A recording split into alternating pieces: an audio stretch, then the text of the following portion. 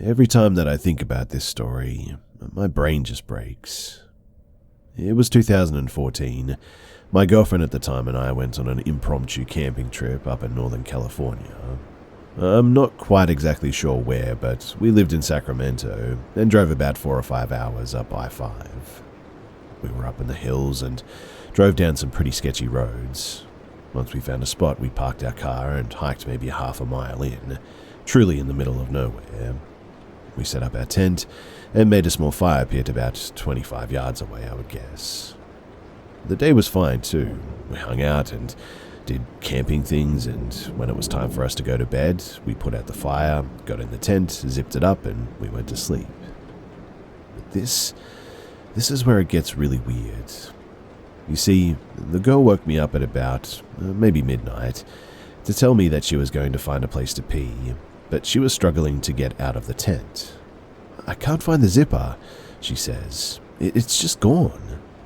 So I get up to help her, and as I feel around the walls, they're completely smooth. I grabbed the flashlight and then I turned it on to investigate, and it was then that we found out that the zipper was actually under us.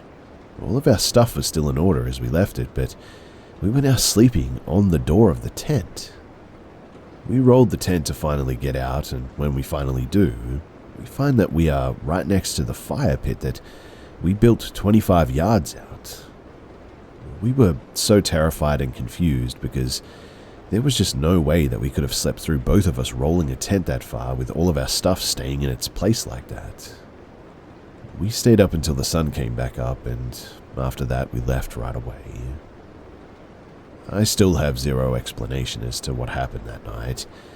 I entertained some pretty out there thoughts, but this one is one that will sit with me forever as the strangest thing that has ever happened to me in my life.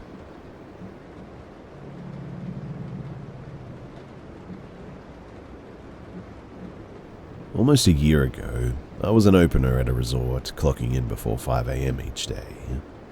The resort is located inside of an affluent neighborhood in a very wealthy town or suburb. Employees had to park in one of 2 parking lots at either ends of the property, and the lot that I chose was adjacent to a long and windy road outside the resort, which led to the rest of the neighborhood. The road and the resort were separated by a short range of brush and trees that no one ever walked through. So I'd arrived one morning, per usual, and put the car into park and my headlights still on. The lights in the lot weren't ever on in the morning since nobody else really showed up before 6 a.m. when the sun was out, so it was usually always dark at the start of my walk. Save for the security as well, I was one of the first employees to arrive on the property each morning, and was usually completely alone in this particular parking lot at this time. This morning didn't seem any different either. I had my hand literally at my keys, my brain in the process to turn off my car, when all of a sudden I noticed a young girl, maybe like 14 or 15 years old, come sort of scampering. Her body language was the exact definition, run with quick light steps, especially through sort of fear or excitement, through the span of the trees that separate the resort from the outside road. She was directly in front of the car, and my headlights illuminated a clear view of her in the pitch black. She looked like she was maybe in high school, had long blonde hair and was wearing a jacket with pajamas maybe, like she just walked out of a house perhaps. One thing about her that bothered me though was that she wouldn't stop laughing and smiling. I couldn't hear her laughing from outside the car obviously, but she was visually giggling or something and I wasn't aware of or could see what she was laughing at, and it was really unnatural. She occasionally glanced behind her too, as if somebody else was waiting there away from the headlights maybe. She then waved at me like it was a normal gesture at this time, and then immediately ran to my passenger side door. This all happened in a matter of seconds, and I wasn't really sure what was even happening besides my anxiety spiking at first. I know that I simultaneously sort of yanked the auxiliary cord from my phone to shut whatever song had been playing off, while grabbing for the lock button. I remember feeling panic for never remembering if it's up or down to lock when the girl began pulling violently and incessantly on the door handle on the passenger side. I realized then too that because I didn't turn my car off, it had stayed locked. She began pounding on the window, though, and I was screaming at the top of my lungs for her to leave before pressing on my horn. I could see her laughing outside like this was some type of game, as if I were a silly friend, not letting her in as a joke. After a few seconds, she stopped the pounding and trying to open my car door. Her face fell flat like I had disappointed her, and she started to walk away from my car back the way that she came. She waved at me again before squeezing through the trees, out of view of my headlights. The whole encounter confused me almost as much as it scared me. Most people that I've told the story to just chalked it up to her being on drugs, but that narrative hasn't felt right to me despite her behavior. Maybe she was just being an extremely out-of-touch teenager whose parents need a firmer grip on her. My first thought was possibly human trafficking, but I'm not sure if that would fit this scenario, as I'm not the most well-versed with the subject. I told someone when I made it to LP, but they didn't seem to care much.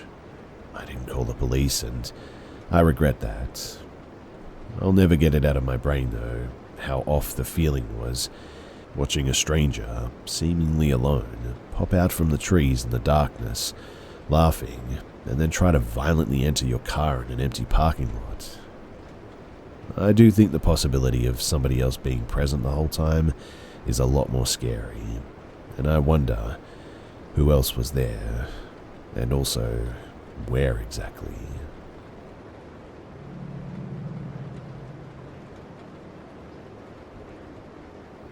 For some backstory, I moved in with my ex-boyfriend at his parents' house when we were 17. I'd known him since kindergarten and was aware of his night terrors for at least 5 years. I believe they may have gone on for as long as they lived in that house, though I'm not sure how old he was when they moved in. I didn't know much about night terrors and didn't know anyone else who had them. He also didn't want to talk a lot about it, so I never pressed.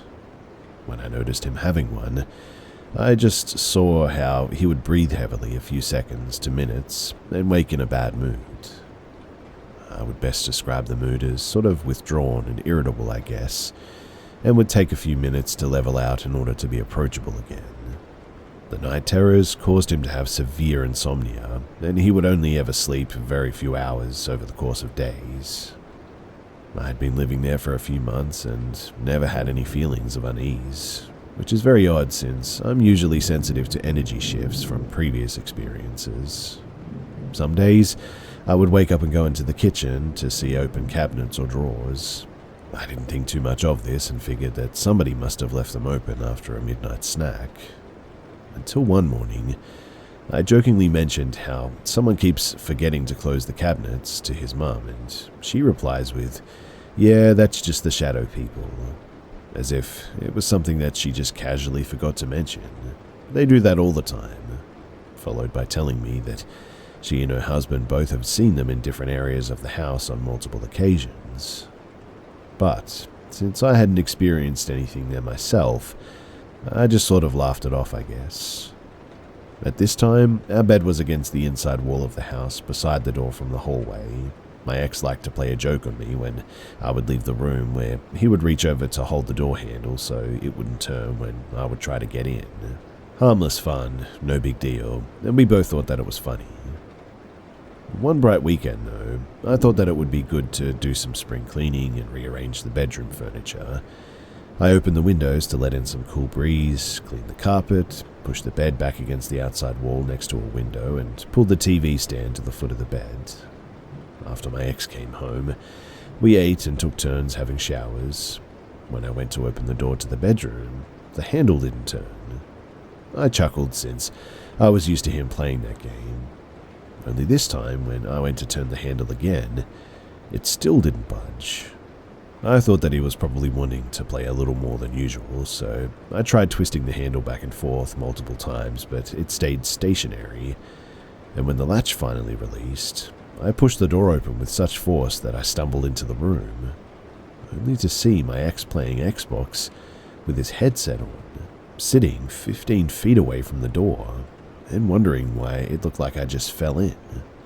And that was the first time that I felt like something could be in this house. It was fall, too, when the knocks first started.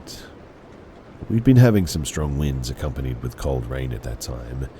There was only one other house that shared the dead-end road to the top of the hill where we lived. It was late in the evening. The rain knocked the satellite out, so we got out some DVDs and we put on a movie. At some point, though, we both heard scratches on the walls from the shrubs and the tree leaves hitting the siding and the windows. And then, 3 very faint knocks came from the wall to the right of the bed. This was an exterior wall at the front of the house, so we decided that it was from the wind. Some minutes passed when we heard 3 more knocks come from the wall next to the closet, an interior wall with a large shared dresser along it. We decided at this point to recreate the sound by knocking on the wall behind us, just to confirm the noise that we heard. And less than a minute later, 3 clear knocks came from the wall directly behind us. We knocked 3 times back, then the knocks started coming from what seemed like all of the walls at once. They were much faster and louder this time, and seemed to have no pattern as to where they were coming from, and just as fast as they came, it all stopped at once. We told his parents, who came into the room, and they knocked 3 times on the wall, and they got the same response echoed back. So, back to night terrors now. Since I'd figured out when he was having an episode, I began waking up to his heavy breathing and slight twitching. I would calmly try to soothe him with a quiet voice, tell him that it's okay and that I was there. He told me that it helped, so I decided to pry a little bit. I asked him what it was like, and he only told me that the things that he used to see were always different when he was younger, but more recently, there was one that was reoccurring regularly. He wouldn't describe what it looked like, just that it got closer to him every night, and he was afraid of what would happen if it ever got close enough to touch him. He woke up once and told me that it laid down next to him, and he was completely distraught because it was the closest that it ever was. But he said that it couldn't touch him when I'm around because it's afraid of you. I don't know what he meant by that, but I told him that it should be. And it was around this time when I began to notice movement. It all started with dresser drawers being open in the mornings or after we left the room. I thought maybe the drawer slides were just wearing out from use or something, and were just popping back open. But it was almost always a different drawer. If I noticed 3 drawers open in the morning, I would just close them and go on about my day. Yet, different ones than before would be open when I came back. Sometimes they were slightly cracked and others were pulled all the way to the end. A few times we caught them opening after we closed them, and tried every way that we could think of for the possibility that they weren't being closed correctly in the first place, causing them to roll back open. Then one time when my ex was napping, the drawer started to open, and I noticed his heavy breathing and panicked REM state, so I tried to soothe him with my voice, which seemed to calm him down, but then I noticed an empty pop can by the TV stand started to rock side to side. It started slow at first, then began to move so fast that it seemed like it was almost vibrating. As it got worse, so was his breathing, so I looked at it and shouted in my mind for it to stop, and as soon as I thought it, the can stopped moving, and he was also back to a peaceful sleep. I used to be a regular lucid dreamer, but have never had sleep paralysis or any sort of experience like this one. That same night as the wobbly can, I was sleeping, curled up on my side, and facing down toward the bedroom door, when I saw something. It stood in the doorway, taller than the frame with a shadow or misty-looking sort of body, and a face wider than anything that I'd seen before. No discernible features, just as if the whiteness was light being pulled into it or through it or something. Almost looking like a tunnel, I guess. It seemed like I could feel it better than I could see it as well. And whatever it was, it felt like pure rage. It felt like anger and sadness, stronger than anything that I'd ever felt in my life. And before I could make sense of what was happening, I felt myself stand directly up out of my body, point at this creature, and yell at the top of my lungs, "I command you in the name of Jesus to leave this house." I looked down and saw my ex sleeping beside me, and as quickly as I stood up, I fell straight back into my body and into the most peaceful sleep that perhaps I'd ever had. When I woke up, my ex was sitting and watching TV. I looked at him and asked what that thing looked like from his sleep paralysis, and he told me that he didn't want to talk about it, but it would be easier to draw it.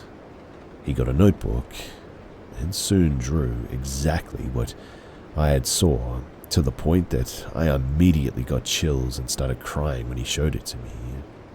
He asked me if I'd seen it, and I told him what happened.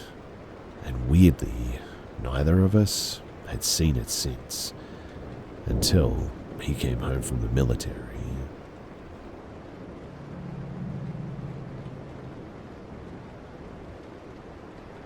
I, a 21-year-old male, and my girlfriend, 20-year-old female, rented an apartment for a month.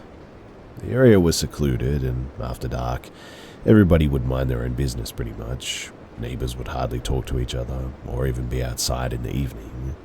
Our apartment was in a building with 4 floors, and each floor had a single apartment. All the apartments were very compact and built to be rented to students. The night that we moved in, our taps ran out of water, so I went upstairs hoping to borrow some from the people living upstairs. I realized that 2 out of the 4 apartments were vacant and locked. The apartment on the 4th floor was lit from the inside, so I decided to ring the bell, but to my disappointment, nobody answered. Then over the next week, we used to hear the sound of someone whacking a rod or some sort of metal thing on maybe the floor or some other object. This would start late at night, after 1:30 in the morning, and continue for hours. Initially, we didn't care too much about it, but after some time it got us a little bit intrigued, I guess.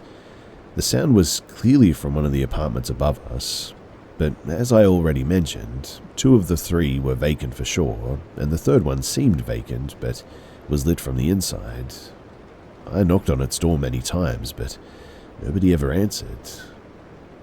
The whacking sound was a daily occurrence, though, and on some very late nights, we could also hear someone climbing the building stairs.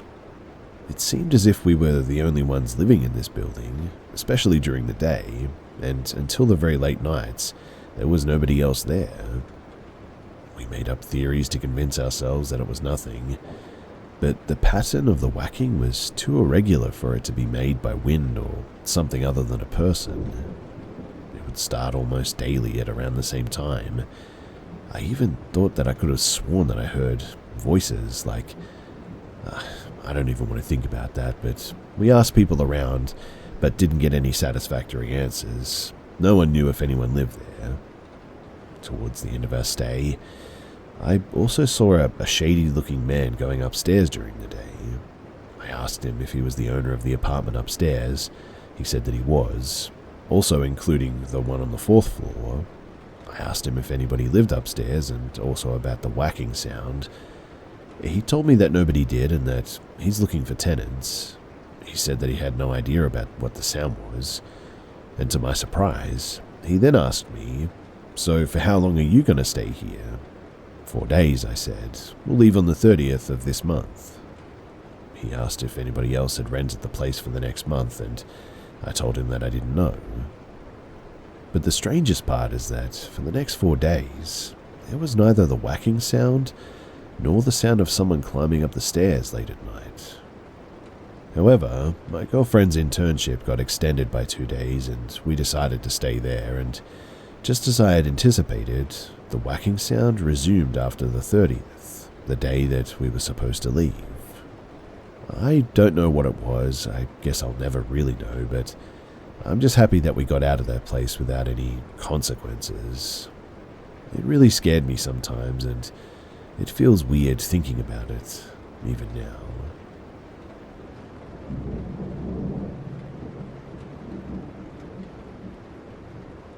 Shadow, my 115-pound German Shepherd Black Lab mix, started to signal that she had to use the bathroom at about 1 to 1:15 in the morning. Annoyed because I was almost asleep, I got up, put a hoodie on, and I took her out with nothing but my phone for a flashlight. She started to do the usual sniff for 15 minutes just to go to the regular spot routine. I had my flashlight on her because she's sort of camouflaged by the night, and I would like to know where she's at so that she doesn't run off. And just as she's starting to use the bathroom, I turn away and I notice someone. They're standing at the very edge of my yard. Looking back at my dog, I noticed that she wasn't paying attention to the person yet, so I called her to me and attached her leash. The person just stood there and watched me. I called out to them and said, "You need to leave my yard," to which I got silence back. I cleared my throat, repeated myself, eventually attempting a third time just to change it to, "Don't make me tell you again, you're going to have to leave my yard." Just as my partner was coming outside to see what the commotion was, they took a few steps forward, clearly intending to continue towards me, caught a glimpse of my partner, backpedaled, turned around, and left. As confused as he was, I was in complete shock. We've had to run this one person off of our property because they would bring their dog over to use the bathroom in our yard, but it definitely wasn't them. I've seen their face and it wasn't them. They haven't been back, but right before that, we did find footprints near our shed and windows of our home even. It was genuinely unnerving, so we contacted the police and they didn't really do anything other than take a statement. I've been told that it will go nowhere until physical harm or a break-in happens.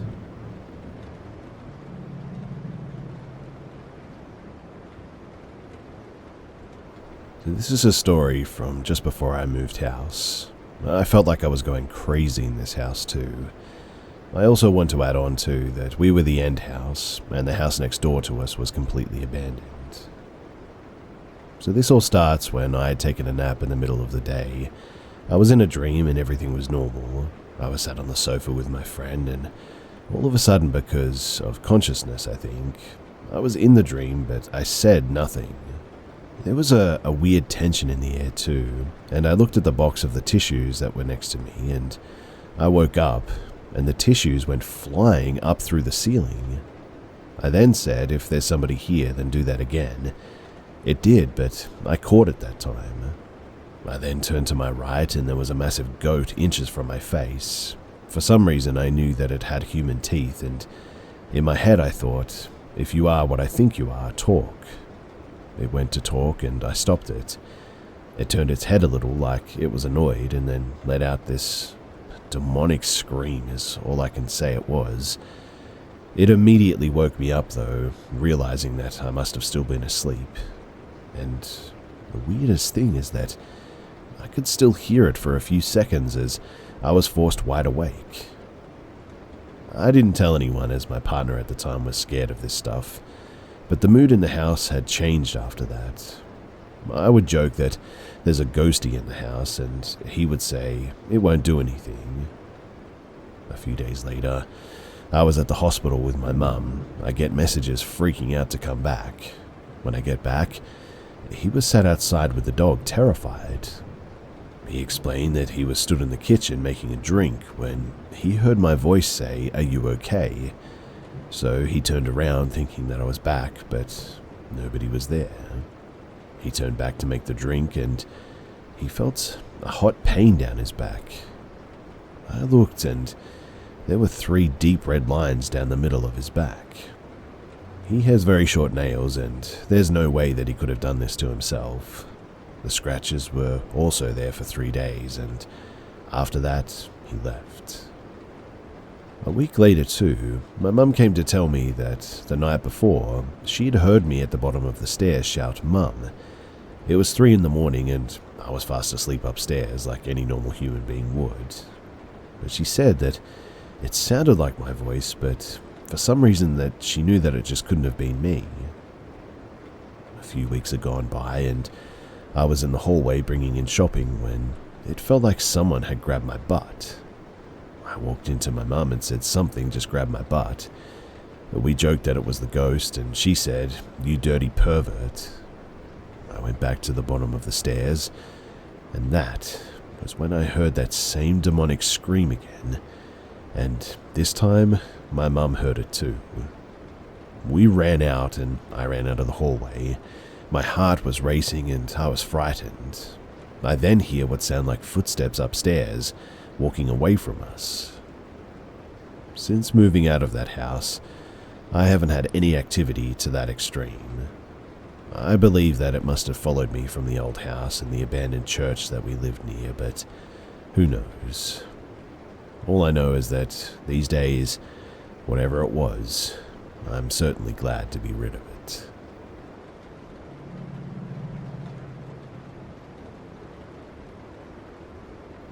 A few years ago, I was hiking the southern portion of the Pacific Crest Trail in Washington State, USA. It was late June, so warm enough that water sources were valuable. I made camp toward the end of the day in a mildly used site. It was a few feet off the trail, but not deep in the woods by any means. A babbling brook was about 50 feet away from me, and as I was heating water on my tiny stove for dinner, an older, 60-ish man walked down the trail. He saw me and hollered to ask if I had any water. I noticed that he was wearing regular clothes, jeans, sneakers, and a casual white button-down shirt. No pack, which was all very odd. I was far enough down the trail, maybe 10 miles from any road, that a day hiker would have been extremely rare at that point. In any case, I welcomed him into my camp and gave him some water from a jug. He drank it, thanked me, and then walked on. I thought that it was odd, and so it stuck in my mind. And the following week, I came off the trail to a nearby town and learned of a massive manhunt for a guy in his 60s wearing jeans, sneakers, and a casual white button-down shirt. He had abandoned his car near the PCT and was on the run from the feds for money laundering and other crimes, apparently.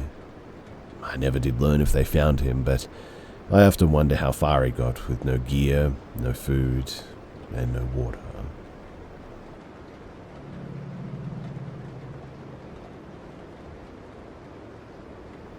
This was a while back. I live in a small town in Texas, and there isn't that many shops or anything popular around here. In fact, really the only thing fun to do is the fair or the carnival that we have here every now and then. We also only have around 1 to 3 malls, and besides that, our town is really small and really doesn't have anything important about it. But I was staying a few nights at my cousin's, and we usually pull a few all-nighters.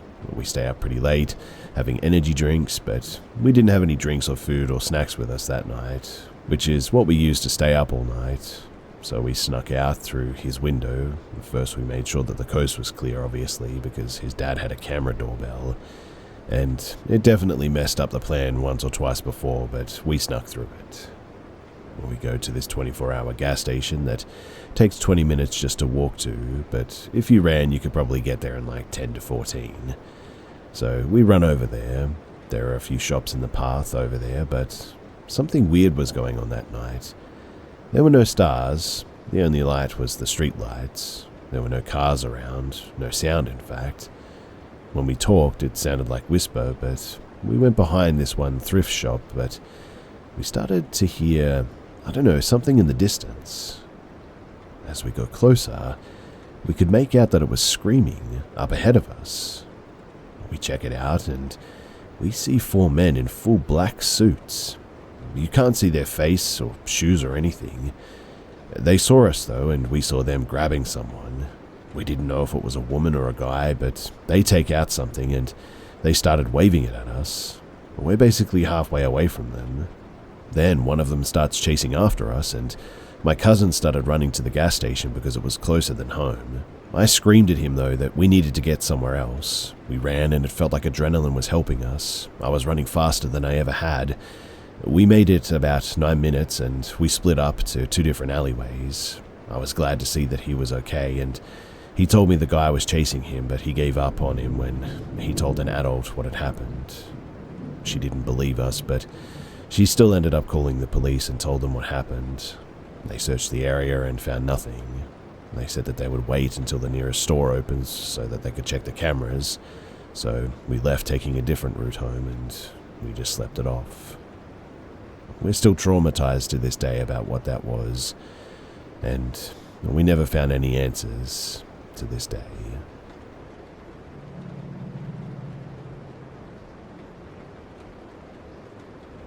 This story was told to me by my uncle, and he swears that it really happened.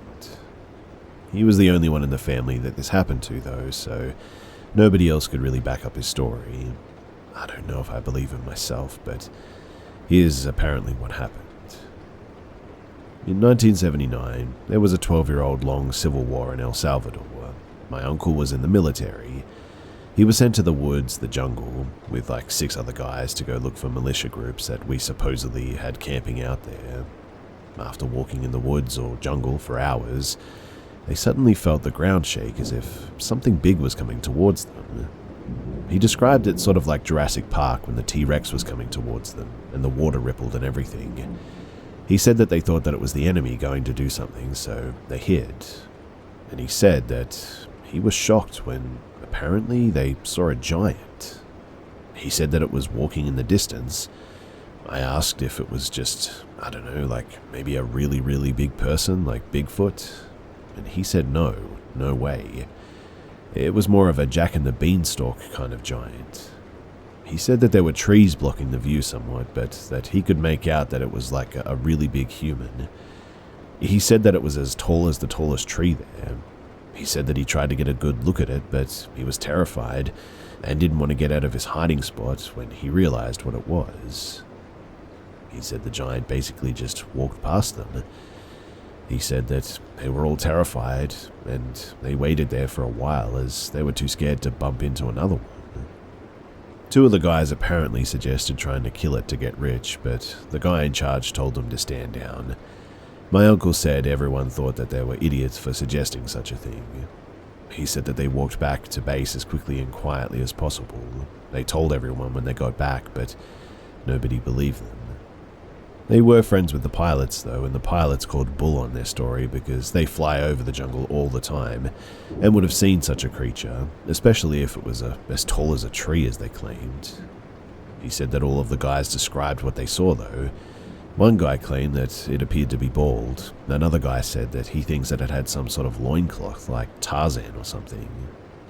My uncle emphasized, though, that he didn't really get a good look, and that all he knows is that the ground was shaking as if something really big was coming towards them. He said what appeared as a giant human was walking in the distance. He got down and hid and waited until it was gone. I began to ask him, though, things like, if it was real, don't you think that they would have found a body or some bones or something that big? Especially since El Salvador is so tiny in relation to other parts of the world. He responded along the lines of, I don't know about any of that stuff. I just know what I saw that day. And to be honest, I just don't know how I feel about this one personally. This one seems a little out there, I know.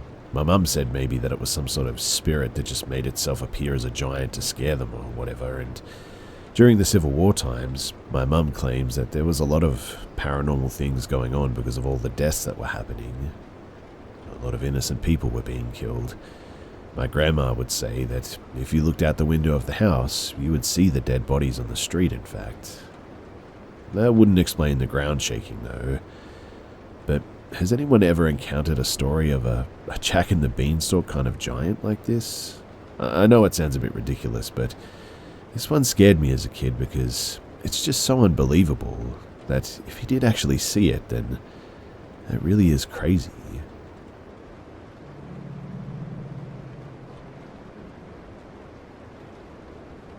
When my husband and I first got married, we moved into an old house that we had inherited. The home was originally built in the early 1920s and definitely had visible age and history. Granted, my husband had been working on remodeling this house and made a decent amount of progress by the time that we moved in. The renovation needs were not what plagued me the most about this house, though. I just never really liked the feeling of the house, the feeling that it gave me, but I chalked it up to me knowing how old the house was and knowing a couple of members of my husband's family had passed in the house too. I'll skip all the cliche experiences like feelings of being watched, feeling not alone when you're alone and such, and get into one experience that even had my husband baffled. So he and I had settled into bed, said our goodnights, and were all well on our way to falling asleep when we heard movement upstairs. At first, I didn't move or say anything. I honestly thought that I'd imagined it, until the sound of footsteps above us got louder. My husband sat straight up saying, "You hear that too, right?" I was pretty much shaking and mumbled, "Of course," as it sounded like the footsteps were running across the upper floor. My husband hopped out of bed, ran out the door, and up the stairs. A few minutes later, my husband came back down the stairs into our bedroom and shut the door. At first, he didn't answer when I asked what that was. After prying at him again, he simply said, "I'm sure it's just my great-grandmother checking in on us." She was one of the family members who had passed away in the house, but I was not convinced. This didn't feel like a friendly family ghost just visiting. It felt plain malicious to me. After that night, I started often hearing the sounds of movement upstairs when nobody was up there. Then the distinctive squeaking noise or stairs made when someone was walking on them started happening when I was alone downstairs. I can still feel the chills all over me when I would hear this right behind me while sitting on the couch in the downstairs living room. My friend had the bright idea to buy me a Ouija board to use in the house.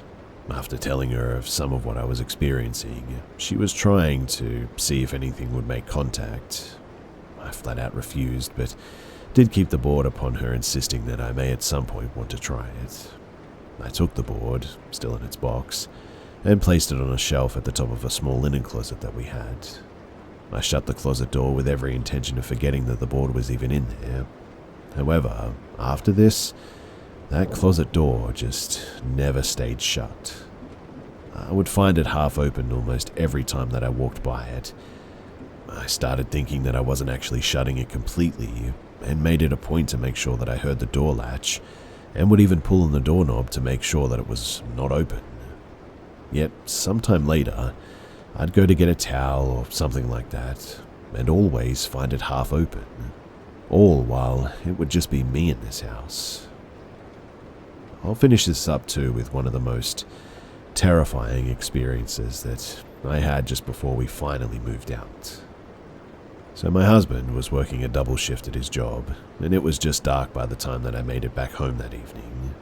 After getting home, I went to straighten up the house, and as I was picking things up, I reached down and nearly grabbed a massive black spider. I recoiled in horror before realizing that it was the fake plastic spider my nephew had been playing with earlier in the day. I was half relieved and sort of half annoyed, as I was always on edge any time that I was alone in this house, and grabbed the creepy toy and flung it hard up the stairs. Now, there was a bedroom up there where I kept toys for my nephew when he visited. I planned to pick it up and pack it away in his toy box when I went up there to straighten the room up later. Side note, my nephew was terrified to sleep up there, and would often not play up there alone because of what he called spookies.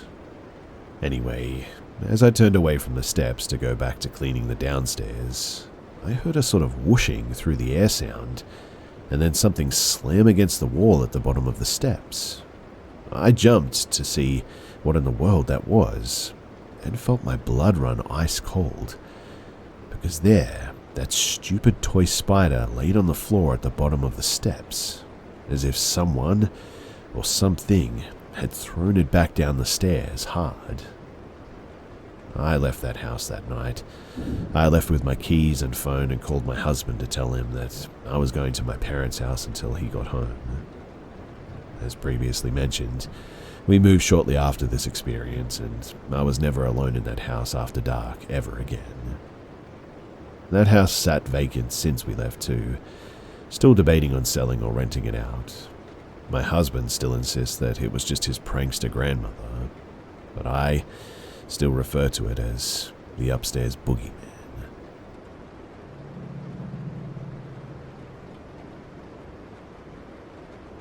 We, a 32-year-old female, 32-year-old male, 10-year-old female, and 10-year-old male, bought our new house this past July from a retired minister and his wife.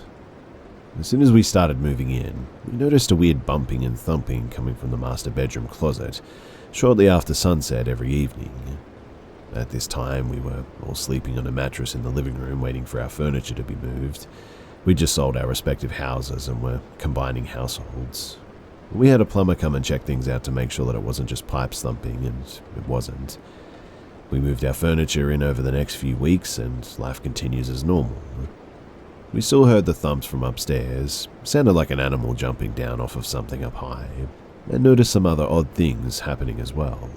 Like the light in our entryway in our garage would randomly be turned on some days when we got home, and so we decided to install cameras in the front of the entries to see if maybe someone had our access code or something, coded entry, no key, to the front door, and was stopping by for whatever reason. We also had a friend who was an electrician checking out our wiring to make sure that everything looked okay, no electrical issues at all, and also no visitors in the end.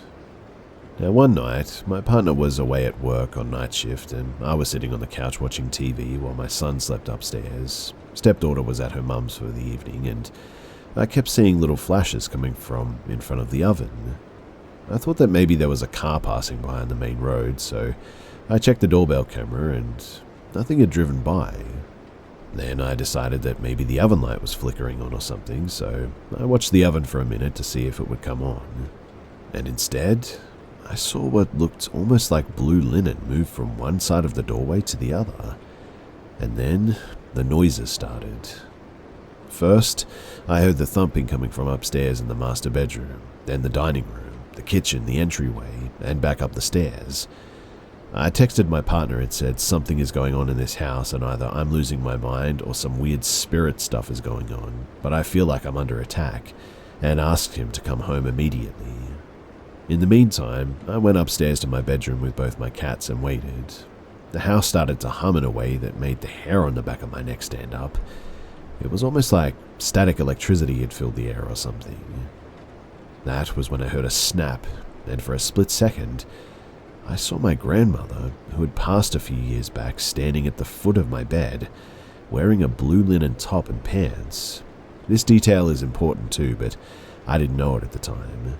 And I was terrified, so I called out enough and it was gone. The air calmed down, the anxiety left, the house was quiet. I immediately messaged my cousin and said, "Dude, I think I just saw Nanny in the house and I need you to tell me that I'm not nuts," and described what I'd seen, to which she sent me a photo of her and said, "This outfit?" and told me that it was the outfit that my grandmother had been buried in apparently. I didn't attend the visitation prior to the funeral because I lived hours away at the time and I had just moved back to my hometown in July, so I didn't know this. My partner came home at around 11:30 p.m. and laughed at me because I'd sweat my entire body outline into our sheets. I told him what happened and we changed the sheets and sat up for a while being reasonably freaked out, and then we just went to bed. The next morning, I thought that I'd gone bonkers, so I messaged a medium my friend recommended, and we met a couple of weeks later, and she told me that she felt my grandmother was coming around to try and warn me about something and to stay alert. That was in December, and 2 months later, the next time that my son and I were the only ones alone in the house, we were woken up shortly after midnight to the neighbor kicking our front door in and screaming for us to get out because our house was burning down with us inside of it. We got out and everything was okay in the end, but the fire marshals inspected after the fire was out and told us that there was apparently an issue with the chimney and evidence that every time that we'd started a fire in our wood stove, when it started getting cold around November, there was more than likely a small fire smoldering in our walls, drying out the wood, until eventually it dried out enough to catch fire inside the wall and just burn all the way through. No one will ever convince me that she wasn't there trying to warn us that night. Everyone survived, the house burned to the ground, and it was honestly the most terrifying set of experiences that I've ever had.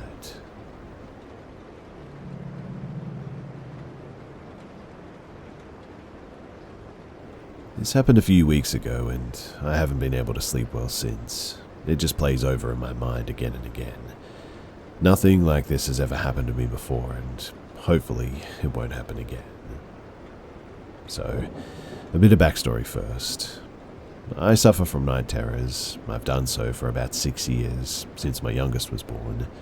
I think it's night terrors anyway. It's like my eyes are open and I'm aware of my surroundings but see things that aren't there. Or at least that's what I've always thought. Someone has said that this might be sleep paralysis, but I've never been aware that I can't move, if that makes sense. I thought that you couldn't move with sleep paralysis anyway, but maybe one of you will know, but I don't know what causes it, and don't really know how to control it, but I have somewhat gotten used to it, I guess. It happens a few times per week. I should probably speak to a sleep specialist about it, I know, but normally it's a tall man standing behind my door. He doesn't do anything, just sort of stands silently and watches. When I come around properly, it's my dressing gowns or coats hanging on the back of the door, causing the shape of a tall man. Every time my heart beats out of my chest for a few seconds, but mostly I can just roll over and go back to sleep, convincing myself that I was just being deceived by something in my room. Anyway, this night, though, I was asleep or awake. I don't know how to describe this state. But my bedroom door swung open and a child walked into my room. Not unusual as well, as I have two, an 8-year-old female and a 6-year-old male. It was dark, being the middle of the night, so I just saw the little figure come in. I watched the child walk around my bed.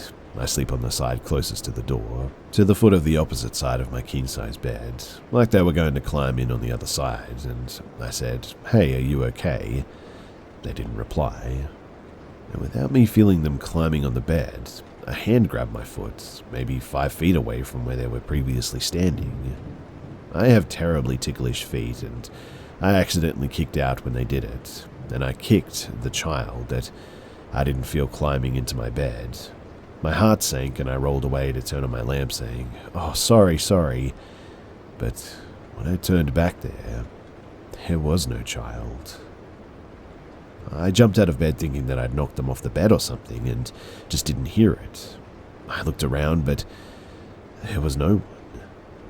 I checked the kids' rooms and, sure enough, they are both safe and sound in their beds, fast asleep. I know that it sounds mad, but I'm physically shaking sharing this. I to this day do not know what happened and have thought about it endlessly every night when I go to bed. I don't know if I was just imagining things, but man, it just felt so real.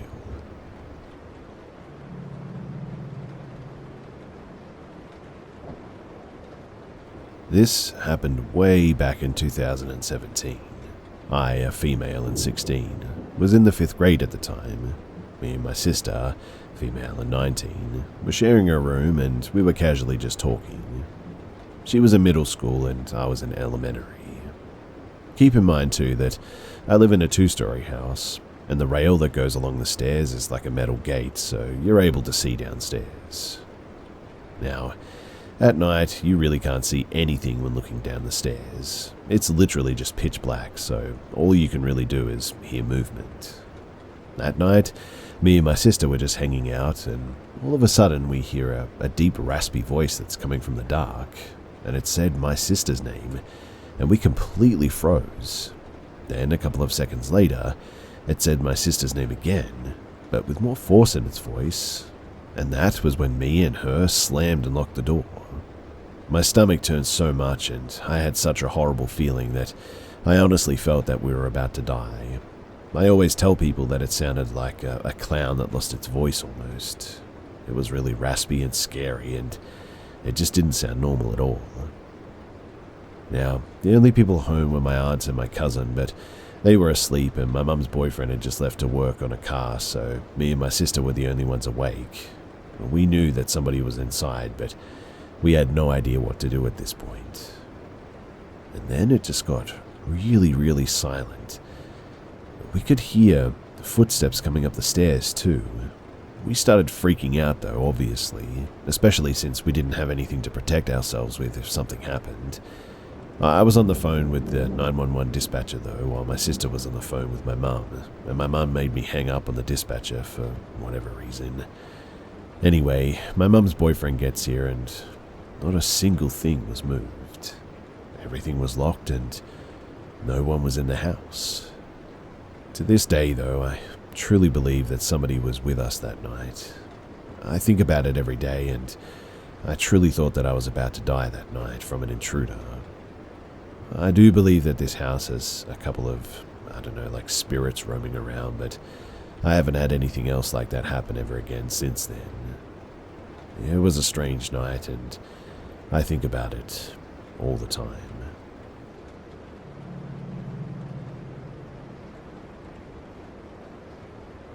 This happened to me when I was in my teens, almost 20s. I am female, and I would walk regularly to the local park, lake sort of fields alone. This is before cell phones and the internet as well. One afternoon, I headed through the fields like I always did, and was on my way to the lake when I felt something really weird in my gut, telling me not to go. I felt creeped out enough and decided to change paths, head to the baseball or soccer field instead. The whole walk there, I just felt kind of tense, but I just figured that I was shaken up by something at the lake. I got to the soccer field though, and I sat on a swing set. I could easily see a fair distance around me and felt pretty safe. I lost track of time, I guess, and suddenly it started to get dark. I was about 20 to 25 minutes from home, and I decided to head back at this point. I got off the swing and immediately feel complete terror wash over me. I hear someone's voice, a man's voice. It said something, but I couldn't quite make out what it was. I freeze and listen, every hair on my body standing up, and suddenly I hear a click and a flash, a white flash of light. I immediately hear that disposable camera post-picture ringing sound, and the loud, rapid clicking of the camera person rolling the film. I am in full panic at this point. I have 3 exit points. One leads backwards and towards the lake. The second exit is where the camera person is, and the only other option is the opening in the fence nearly a football field away. On the other side of the fence is a neighborhood, lights and people though, so I take off in a full sprint. I hear a rustling and thudding sound, and then another click, flash, ring, and wind the film sound. Tears are streaming down my face, and I tear through the grass. I draw my knife, and I fly through the gate and down another pathway behind the houses on the right. I duck into a ditch in a backyard where I'm far off the path, hidden, but can see whoever comes into the cul-de-sac. I have pepper spray too and grip it in my right hand, shaking. My heart is pounding as I stare at the opening and wait. I wait for what feels like an eternity, but nobody ever comes through. I went to a friend's house who lived nearby that night, and I stayed with her for the night. And after that, I never went to the lake or park or fields alone ever again. I don't know who or what was nearby, but that night I genuinely felt like I was something's prey.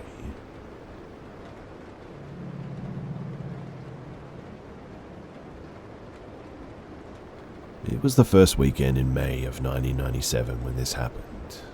At the time, I was a sophomore at our local private 2-year college. Instead of living in the dorms, I lived at home as our house was right next to the campus anyway, to the point where I was closer to a couple of my classes than the students who lived in the dorms even. But just to the south of our place was an overflow parking lot, which served both the church and the school. The school was about to embark on a remodel project where it had enough construction to warrant parking a tractor trailer in the overflow parking lot, basically perpendicular to our house. In any case, 2 of my best friends were heading home the next morning, one for Iowa and the other for Virginia, so we decided to spend the evening as best as we could by watching some movies.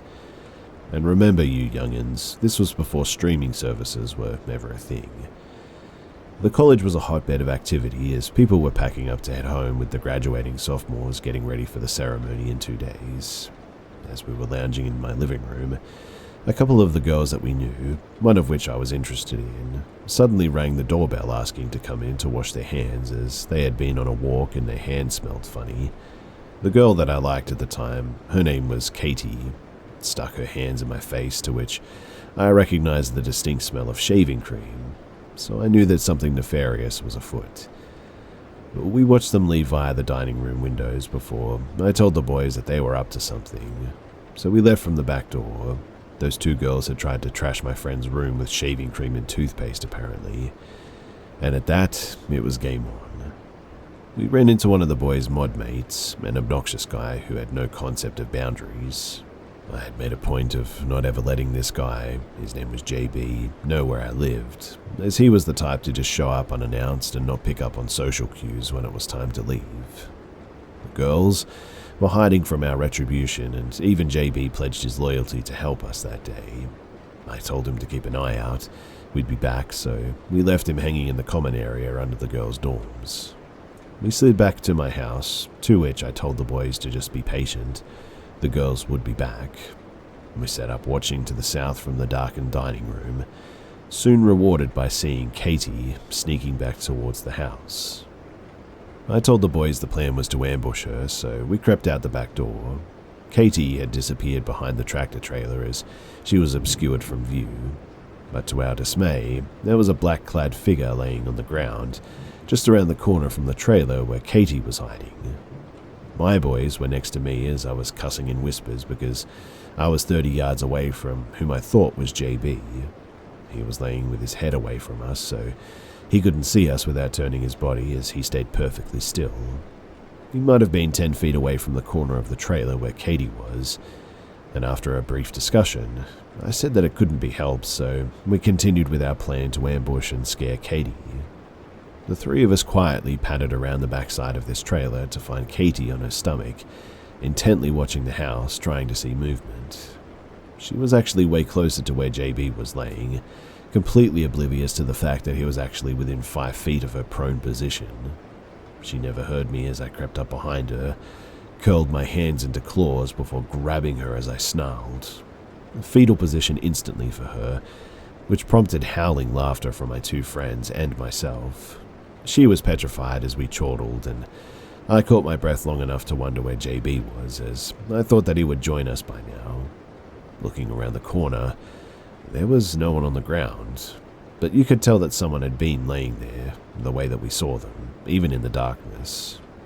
One of the boys, TC, said the black-clad figure jumped up and ran to the west apparently, which was odd, I thought, but JB was also a really strange guy. JB was a really strange guy.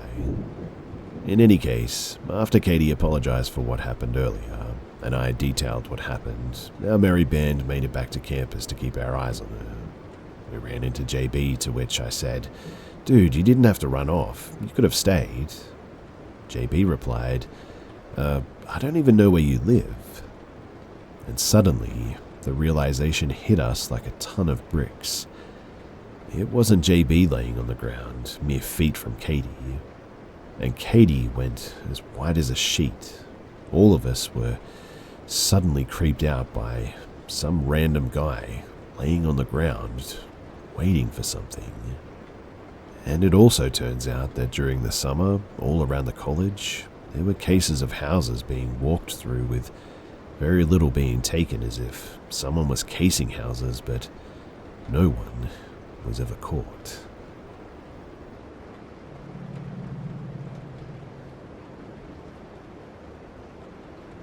For some context, I live in a 2-story house by myself with my cat Noodle. When I first moved in about 2 months ago, the place didn't seem creepy or haunted in the slightest, which is surprising because I'm usually very scared of sleeping in a house alone. Starting about 3 weeks ago, there have been a couple of instances of what I can only describe as hearing my own voice mimicked back to me from another room or downstairs, most of which I brushed off as my imagination or, I don't know, like an echo or something because they were so quiet. I always say, "Hey buddy," to my cat in the morning, so when I heard a very clear "Hey buddy" from behind the closed door of another room, which was empty, I took it more seriously. That has happened a couple of times now from different areas of the house. The person who was staying at my house to take care of my cat while I'm away this week also just told me today that he's heard his own whistling mimicked back to him from downstairs in the morning too. He does a very specific whistle to call the cat, and upon hearing it, he grabbed his keys and left immediately. I've had plenty of paranormal experiences throughout my life, but I've never had to handle it all alone like this. This is making me scared to go back home and be alone at night. And apparently too, my kitchen cabinet opened on its own as well. Hopefully we can film it if it happens again, but another person was over with me to feed the cat this evening and they felt uncomfortable near the doorway to my room.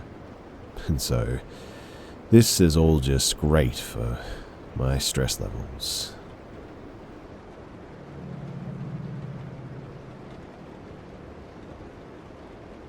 My brother is 2 years older, and we've probably spent 10,000 hours and then some in the woods together. Whether it was building forts, BMX tracks, to LARPing and hunting, we've traveled across the US exploring caves, canyons, cliff diving, mountain biking, camping, hunting, whitetail mule, deer, wild boar, etc. since 2016 when we got the time off. I feel like adding this is important because there's genuinely nothing that I wouldn't do or fear when I have him by my side. But this time was different, and we both felt it. Don't get me wrong, we've had our fair share of adventures and stories to tell of sorts, but this one has felt like a lingering stain on my memory. So we were both mid-20-ish, and it was 2019, and this was probably my 5th time hunting the area, and the first time that I brought my brother along. It's a large forest area of public land that has a few county roads, which are basically 2 tracks that stretch miles throughout the area. We make the trip up in my truck with our tents, 3 in total. There's one for each of us and another to change in and keep our gear in and whatnot. Without making this long-winded, we set up camp a couple of miles from the truck, which we drove for quite a few miles through the trails, basically middle of nowhere. Nearest main road is probably 8 to 10 miles away. We arrived late in the night, set up camp, and quickly fell asleep after a long trip. We then spent the next day scouting, tracking, then made back to camp for the night. We cooked, then ate, had some beers, and just mucked around. The night was still early, but we had a long day and decided to head off for the night. Everything up until this point was pretty much normal as well. I was suddenly awoken, though, to something smacking my tent and hearing my brother's voice call my name. I knew something was off instantly. I called back to him, and he immediately unzipped my tent and made his way inside. I could tell that he was disturbed when I went to ask him what was wrong, and he immediately grabbed my shoulder and told me to shush. The sun wasn't up yet, so I think it must have been around 4:30 or 5 in the morning. We sat in my tent, and what we heard still confuses me to this day. I can only really explain it as like whale sounds. Different tones of extremely loud noise that I could feel throughout my body. It would come and go, but there would only be maybe a few seconds of silence in between the sounds. It would vary from high-pitched squeals and everything in between to very low sounds that had like literal ground-shaking reverb. I regrettably didn't think to grab my phone or record anything that was going on because what I was hearing just didn't seem real, and in the moment, I guess I was just awestruck. The sound went on until daylight started to break, and I believe it was about an hour, but I'm not really sure. Neither of us spoke, and at the time it felt like I could feel the energy around me, almost like my body was covered in white noise, if that makes any sense. But it wasn't even minutes after the sound stopped. It started to rain, and one of the craziest thunderstorms I've ever been in while I was camping happened. The forecast didn't predict or account for any rain the days that we were going to be there prior to making the trip. All the stakes for the tent, our gear, was completely ripped out of the ground, and both of our tents had multiple stakes ripped out as well.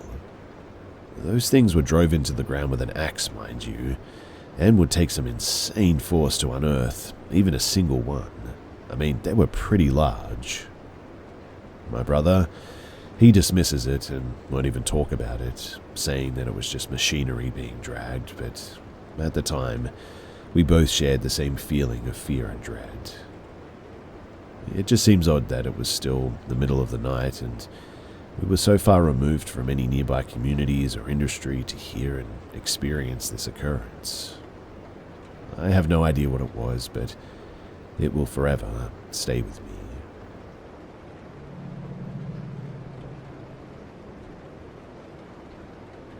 In the past week, I've had a few experiences that have really scared me. I'm still in school, so I'm not in the house for long weekdays, but when I have been, I've had some less than pleasant experiences.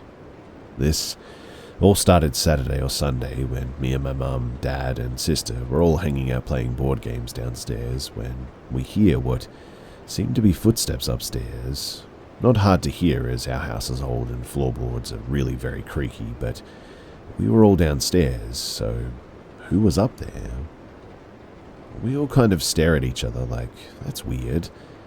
We write it off as just one of our dogs and continue playing. That is, until we put away our dogs in the kennels downstairs and once again hear the footsteps. My dad goes upstairs reluctantly and checks to make sure that nobody is up there. He comes downstairs with a "I told you so" look on his face, but that all changes when we hear 3 doors slam as hard as they could be slammed in a row from upstairs. Now, my dad grabs a shotgun from the case and sets up the stairs. He clears the house, but again, nobody is found. A couple of days go by and I'm walking in the house after coming back from school, and I hear 3 loud knocks on the window at the ground level, not too out of the ordinary, as I figured my dad was saying hi, so I wave behind me and continue inside and call for my dad. But when I find him, he was outside grilling, so there's no way that he could have made those knocks. When I ask him about it, he turns a bit pale and says that the same thing has been happening to him. I tried to write it off until my mum and sister walk in and ask what we were talking about. We tell them, and they tell us that they've had the same experiences. Nevertheless, we were already freaked out, but just a few nights later, I'm laying in my room. My dad's working in his office, my mum's reading in their bedroom, and my sister is doing laundry when we all apparently at the same time hear scratches on our doors. We all know that we heard it at the same time too, because we all opened our doors to see what it was, just to see each other peeking out from the rooms. We all point fingers until we hear the door to outside open, slam, and open again. We check the door and sure enough, it was wide open as we all stood there in shock. But then we hear something shatter in the other room, and my mum and my sister bolt out the door. I try and follow, but my dad holds me back, and we check the other room to see a shattered mirror. I turn around to get the heck out of there and hear my dad say, "What the heck is that?" And he says supposedly he saw a tall shadowy figure in the corner of the room wave at him. Of course, we're all freaking out and we're planning to try and sell this place. The weird part about this, besides the paranormal factors of course, is that we've lived in this house for 10 years without anything happening to us. So, why now?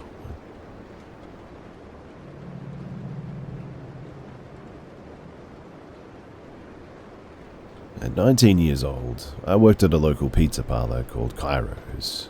I was the one up front at the register and serving drinks like beer or wine. After closing, 2 people were in the back cleaning and closing up, and I was up front cleaning the lobby. I was sweeping the floors, and I simply turned toward the register, where an open area was behind a counter that led to the kitchen of the restaurant, and I saw a translucent person standing there, in jean shorts and a red shirt, standard uniform. He looked like a light-skinned black young man, or even teenager, with a bit of an afro. I thought to myself, weird, what the heck? Looked away toward the window, looked back, and when I did, there was nobody there. Strangely, I didn't feel any malevolence, but sort of a peaceful, confused, and sad feeling, I guess. He looked surprised to see me too. We locked eyes for a moment. I asked before we left if anybody had ever died while working there, and they seemed a bit surprised that I would ask, and they said yes, a young man named Andre. About 10 years later, I was chatting with and hanging out with one of my best friend's best friend. She started to talk about ghost stories, and I offered mine. She paled when I finished and said, I knew him, and we were close in high school. She knew that he worked at the place at the same time of his death, and then it hit me and I realized that I knew him in high school too, through mutual friends. His death was apparently mysterious, but it was ruled an accident. He played the choking game and died at a park tied to a tree or something, and a jogger found him in the morning. I still don't know how to feel about it, but after that, I never saw him again.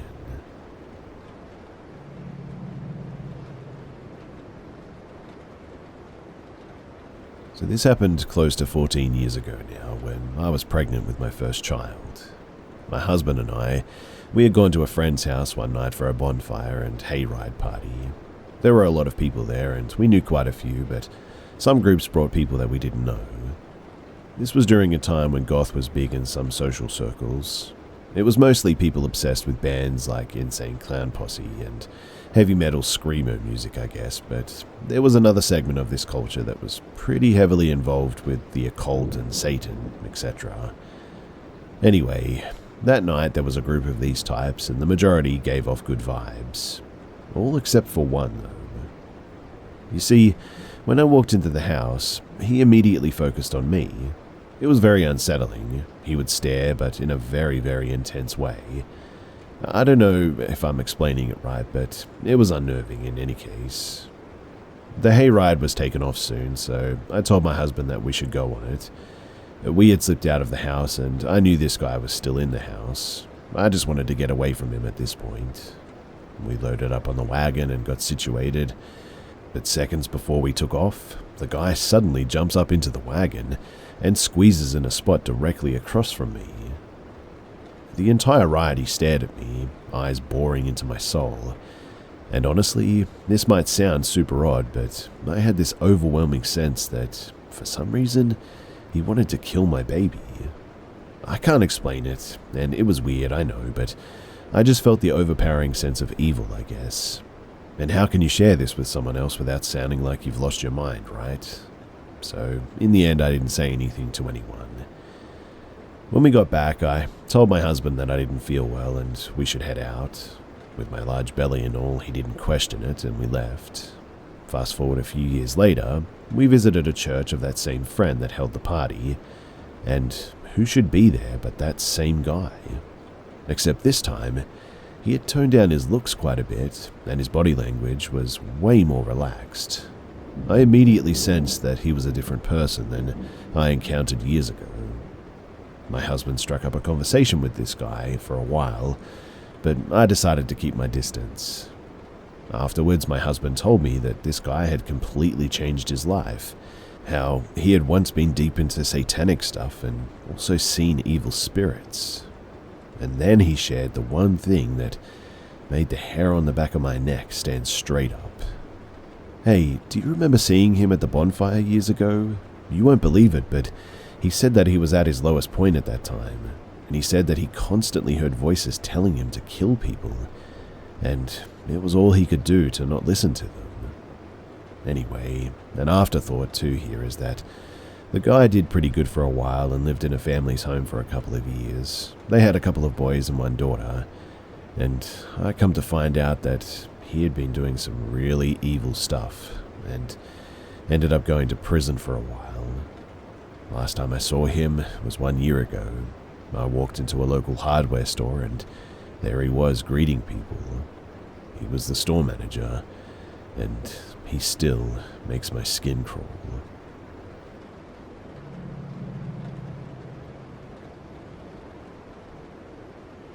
In my early 20s, I landed a receptionist job in a sales office at a manufacturing housing community. It was my first office job after working in daycare and the food and drink industry. I was really excited at the time, and I greeted potential buyers, set up appointments, and staged the spec homes with our stock of furniture and decorations. I worked with one other person in the office who was the salesman. When he was out of the office, I took potential buyers through our spec homes and gathered their information for follow-up. Now, I was working alone one day when a customer came into the office looking to potentially purchase his first home. I gathered some information from the young man and asked if he would like to look at some spec homes. As we walked down the sidewalk toward the row of spec homes, we chatted about the various floor plans and finishes available. I knew the product information and had no trouble confidently answering his questions.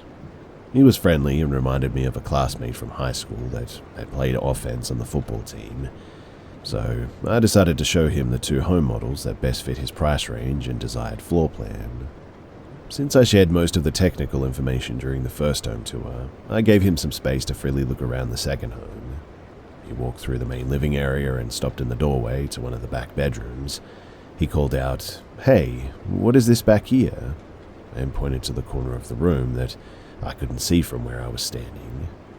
Now, I knew these floor plans by heart, so I politely answered that it was a closet. In my mind, I was sarcastically thinking, "Really? You don't know what a closet is?" He chuckled and asked again, "No, really, come here. What the heck is back here?" I could tell by his tone that he was pressuring me to come and see for myself. He motioned for me to come closer and take a look. His tone was friendly, but his request just didn't make any sense, so I paused. And in that split second, something shifted. Maybe it was the energy in the air, the hairs on the back of my neck standing straight up, or the way his eyes changed before me. But I suddenly sensed the power dynamic had shifted. I didn't feel safe anymore. With all the lightheartedness I could muster at that time, I repeated, "Oh, it's a closet. Excuse me for a moment. I need to check on something outside." I quickly made my exit back to the sidewalk outside the house. I had no concrete reason for why I felt the overwhelming need to leave the house immediately. I didn't understand why my body sensed danger like that. I just knew that I needed to act quickly. Over the next few days, the young man came back to the office to meet with the salesman. He filled out the various paperwork needed to purchase a home and live within the community. He dropped by several more times unannounced to check on his application status. If I wasn't there, he would ask the salesman when I worked next. My coworker thought that I had a not-so-secret admirer, but I just couldn't shake the overwhelming feeling that something wasn't right. So on the nights that I worked alone, I always locked the office door. A few days later, corporate sent back their analysis of the young man's application and completed background check. And surprise, surprise, he had been denied. The background check revealed multiple sexual assault convictions. And there it was, crystal clear, undeniable 2020 hindsight. The salesman called the customer right away to let him know that his application had been denied and that we would not be doing anything further for him. A few days later, the young man decided to come back to the office one more time. When my coworker saw the young man's vehicle turning into our parking lot, he told me to go to the back room of the office where I would be out of sight. And just like the times before, the young man entered the office asking if I was working. This time, though, he was met by a very angry 6-foot-tall salesman that had nothing to lose. I had never heard my coworker raise his voice before, but on that day, his voice shook the office walls. Needless to say, the young man never came by again, and I wasn't scheduled to work alone nearly as often.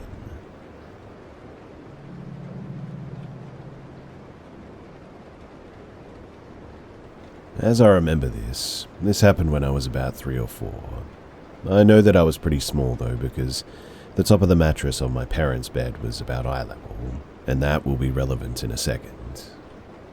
So I slept in a little room that was attached to my parents' bedroom via a door, and at some point one night, I had a bad dream, so I got up, opened the door into my parents' dark bedroom where they were laying sleeping, walked a few steps to their bed, then asked to get into bed with them. They drowsily agreed.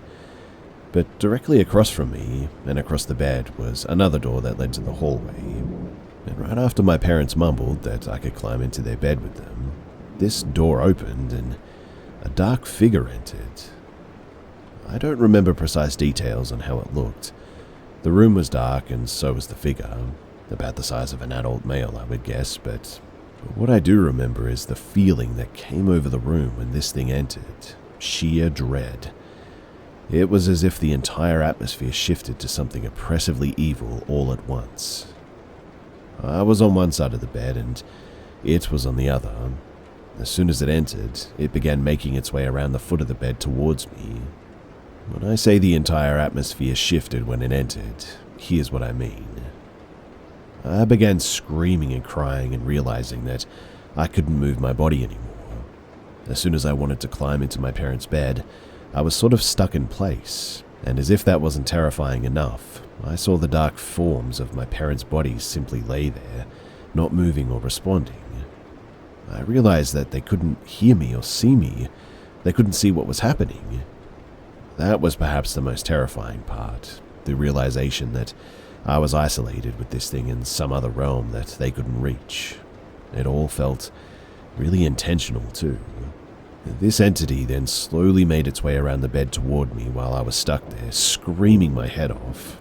When it turned the corner to the side of the bed that I was on, it reached a few feet away from me and then disappeared. Instantly, I could move again, and the relief that washed over me was unbelievable. I leaped into my parents' bed immediately. Once I got in, I looked around, but whatever it was gone. I still don't know what that was, but I know that it felt real. Like I was awake and it was far too real.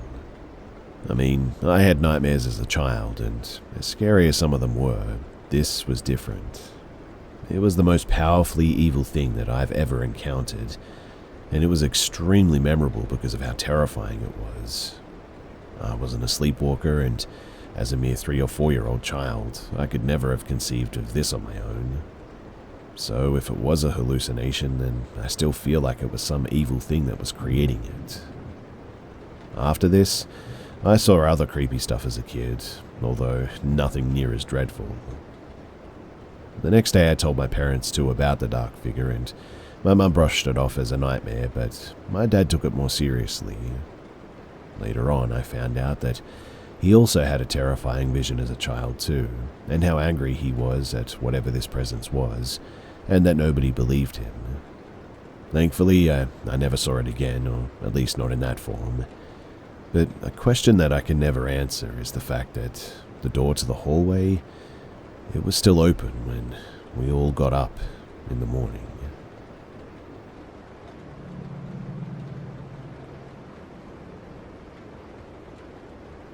I'm at a relatively small college campus in the Midwest. It's within a larger city and about 4 blocks total. One evening, while my roommate was at home, I chose to go on a walk. It was a Saturday night, about 6 p.m., around the beginning of February. If you're not familiar with the Midwest winters, that means it was pretty much pitch black out.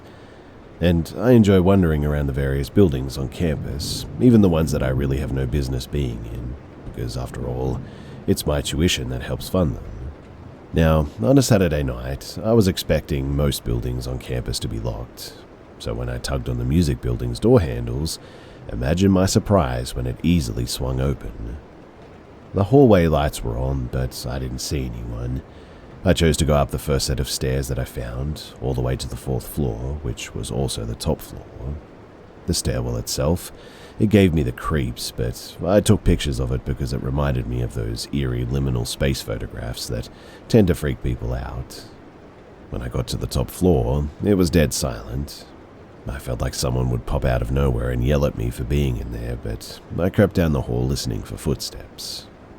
The hallways in particular wasn't one that branched out. It had 2 stairways at the end of it and a single elevator.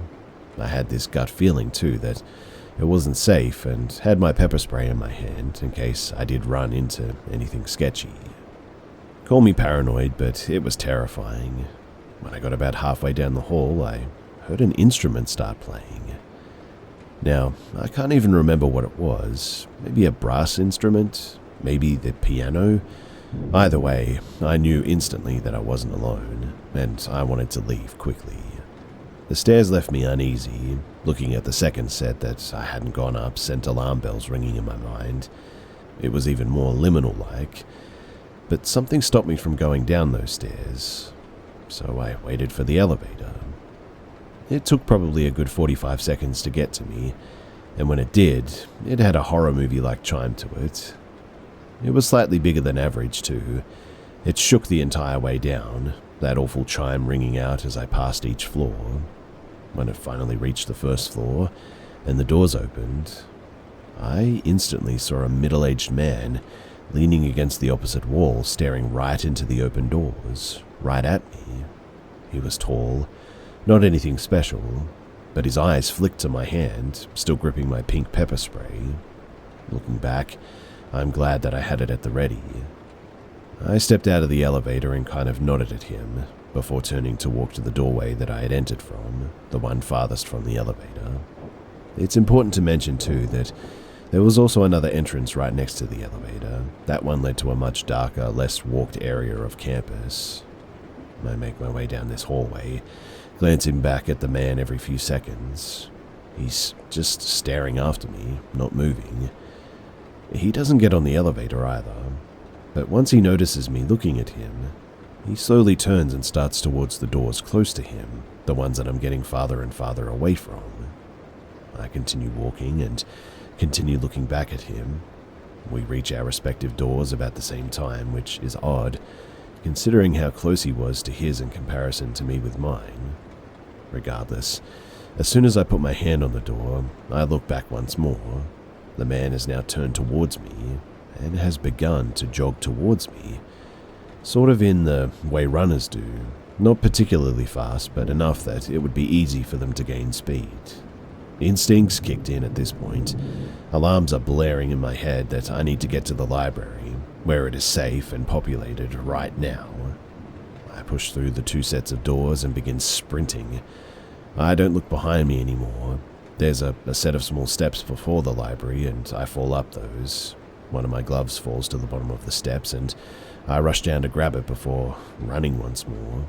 Eventually, I end up safe in the library and try to calm my racing heart. I also realize that I had lost a single glove at some point. I get my mum on the phone and talk really loudly with her, and I make my way back to the music building to find it dropped about 60 feet from the entrance. I grab it before booking it back to my room. Now, obviously, I don't know what the man's intentions were. Perhaps he was only trying to scare me because he knew that I would be freaked out or something else, but maybe, just maybe, his intentions were dark. I mean, chasing someone while they're alone in a really dark and sketchy building, it doesn't seem right. Regardless, it was one of the most terrifying things that has ever happened to me, and after that, I quit going into dark buildings at night from that point on.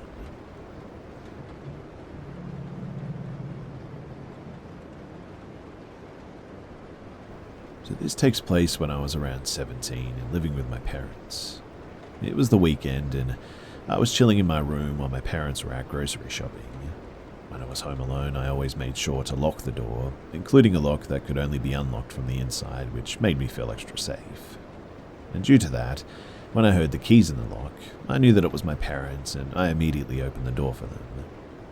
At first, I used to look through the peephole to make sure that it was them, but I just stopped after a while and I just assumed that it was them. Well, that day my parents came back early and, as usual, I opened the door for them after hearing the keys in the door. And maybe 20 minutes after they came back, I was in my room when I heard a noise coming from the front door. I went to investigate and it sounded like someone was inserting something in the lock or trying to open the door with the wrong keys or something. I immediately warned my dad, who went to open the door, and we saw a man, he seemed to be in his 40s, trying to open the door. My dad at first thought that it was a confused neighbor and told him that he got the wrong apartment, but the man didn't answer, just stood there with a blank expression staring at me. His whole demeanor gave me a bad feeling, and I told my dad to stop talking and close the door. After standing there for a few seconds, not responding, the man ran down the stairs, even though there is an elevator, and left the building. My dad was amused by the whole thing, and I just went back to what I was doing. But thinking back on it later in the day, I realized that if my parents came back just 20 minutes later, I would have rushed to open this door to this man, thinking that it was them. He obviously wasn't a confused neighbor, since I never saw him in the building before, and his reaction was really odd as well. I also realized that by taking the stairs, he avoided being seen by the camera facing the elevator, So this guy must have been scoping out the place, and he also must have known that by just trying the door like he did, that I would have opened it. Needless to say, I didn't sleep well that night, and I always checked before opening the door after that.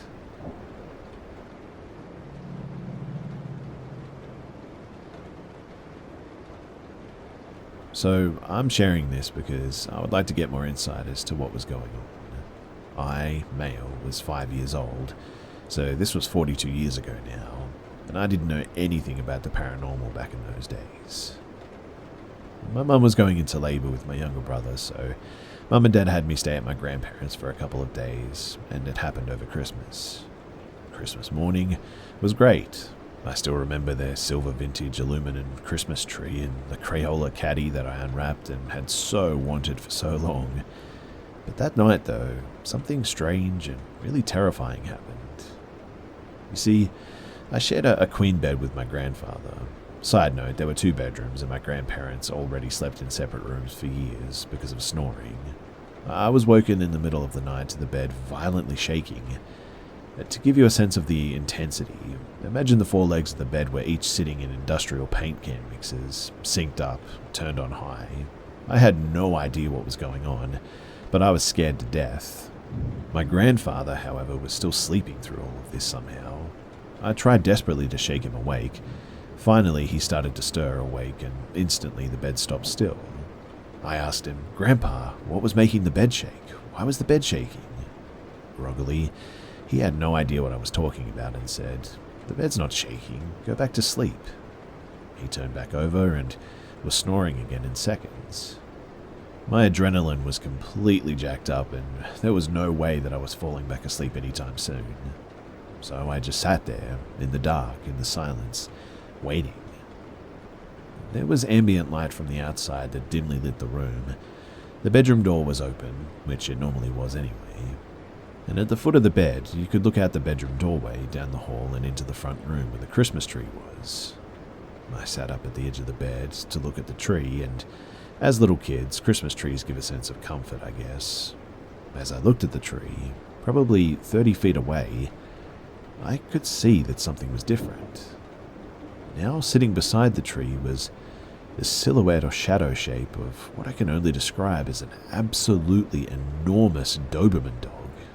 And by huge, I mean sitting on its haunches, it still had to be well over 5 feet tall. It just seemed to sit there and stare at me. No movement, no sound.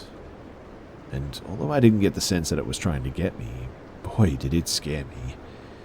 I hid under the covers and eventually I fell asleep, and I woke up to a beautiful sunny winter morning. Now, nothing paranormal ever happened in that house again after this, to my knowledge at least. However, my grandfather would certainly turn out to be a complete monster. I'll spare you all the details, but it was incredibly abusive and it was terrible. Both of those grandparents have long since passed on, and I often wonder if there was a connection between these demonic or poltergeist or whatever you want to call it activity and him. Did the activity cause him to act awful to people, or was he already a terrible person, somehow unknowingly manifesting the activity himself? And while I know it's a long shot, if you have insight into beds violently shaking like this or huge dark shadows of dogs, I'd appreciate any feedback. To note too, this occurred likely right when my brother was actually being born, a mile or 2 away, 3 a.m. local December 26, 1980. And maybe 6 hours after the Rendlesham forest incident that happened thousands of miles away in England. I'm unsure if these events are purely coincidental, but I just thought that I should mention them.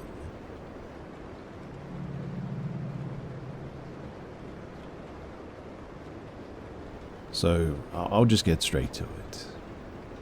Around Monday or Tuesday of this week, I was sitting at my desk picking up my PlayStation controller as I had previously set it down. I looked over slightly and I saw something that appeared to be like a grey fog-like creature's head that was peeking out from under my desk that had pitch black where its eyes should be and a long stretched mouth, black as well. Of course, I reacted like any sane person and yelled and sort of jumped back. My brother asked me what was wrong, and I tried to tell him that I just saw a face, but he didn't believe me. After that, nothing really happened besides when I would close my eyes and sleep, I would see a person burning. I can vividly see them grabbing at their face, and it isn't lifelike though, it's sort of like a drawing, I guess. It's been happening every time that I close my eyes to sleep, like I said. Thursday of this week, I was trying to sleep again. I was restless, so I rolled over to see if there was anything going on in the room. And I looked to my door, keep in mind my lights are off, and see a tall jet black figure who can barely fit in my doorway. Average doorway, mind you. The thing was very skinny. It looked like it was studying me, like I was a creature to be watched in a petting zoo or something. The creature looked like it was moving its head around, but I couldn't see it well because it didn't have any facial features and my room was dark. Whenever I saw it, I locked eyes with it for like 10 to 15 seconds, and I rubbed my eyes to make sure that I wasn't seeing things. And the creature started to, well, it seemed like chuckle. Its arms grabbed at its sides as if it was the funniest joke that it's ever seen. But it didn't make any sound. I turned over and turned back to it, and when I did, it was still there. It didn't leave. I yelled at my brother to turn on the lights, but of course I took my eyes off the thing to look at my brother, but as soon as I turned back to whatever this thing was, it had vanished. I tried to play it off cool and acted like I wanted to go into the closet and change into more comfortable clothes. I did, and then I went back to try to go to sleep, and that night, I refused to look at that door again.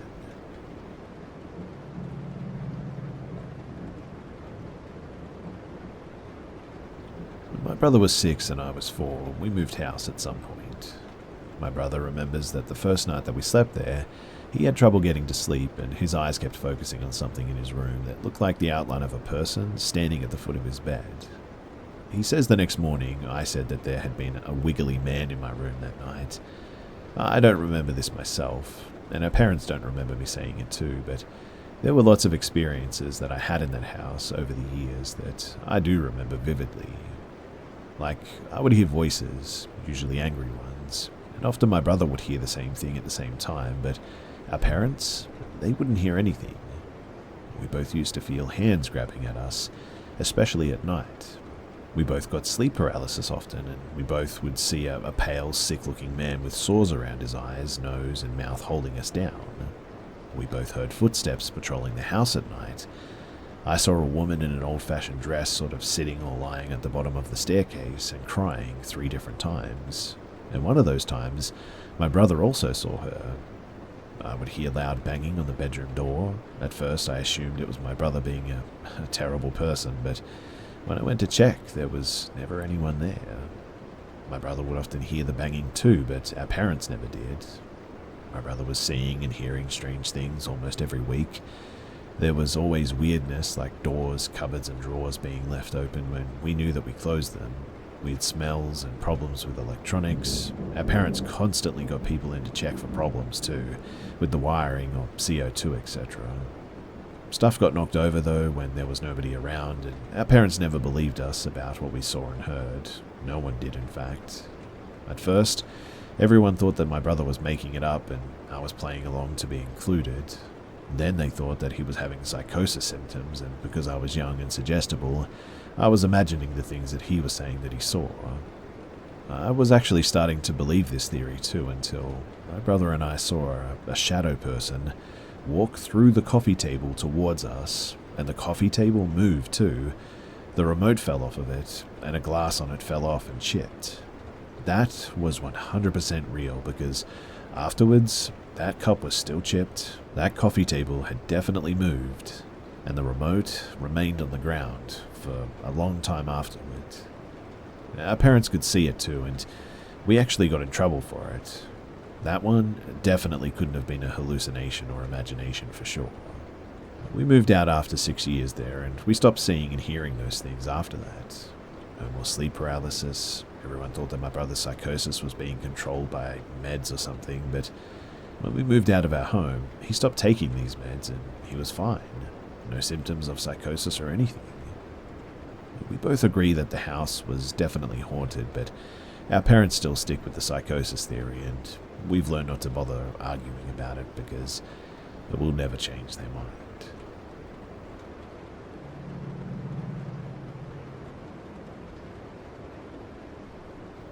I'm a woman in my 30s, caring for my elderly parents, so staying in a downstairs room of my childhood home at the moment. The window faces the main street, which is an average residential street in a fairly quiet area. The bed faces the window. I often leave the window open at night since I need it to be cool to sleep, and I haven't really worried too much about it, since there's a cabinet with an aquarium in front of the window area, not blocking the window from view, but I can reach to open and close it pretty quickly. But it would make it difficult for someone to climb in as well.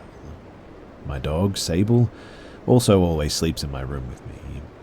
While she's a sweet-natured, medium-sized dog, who doesn't look the least bit threatening, she is a fantastic guard dog in that she's always alert to any noises, and will stand her ground and bark and growl if she senses a threat.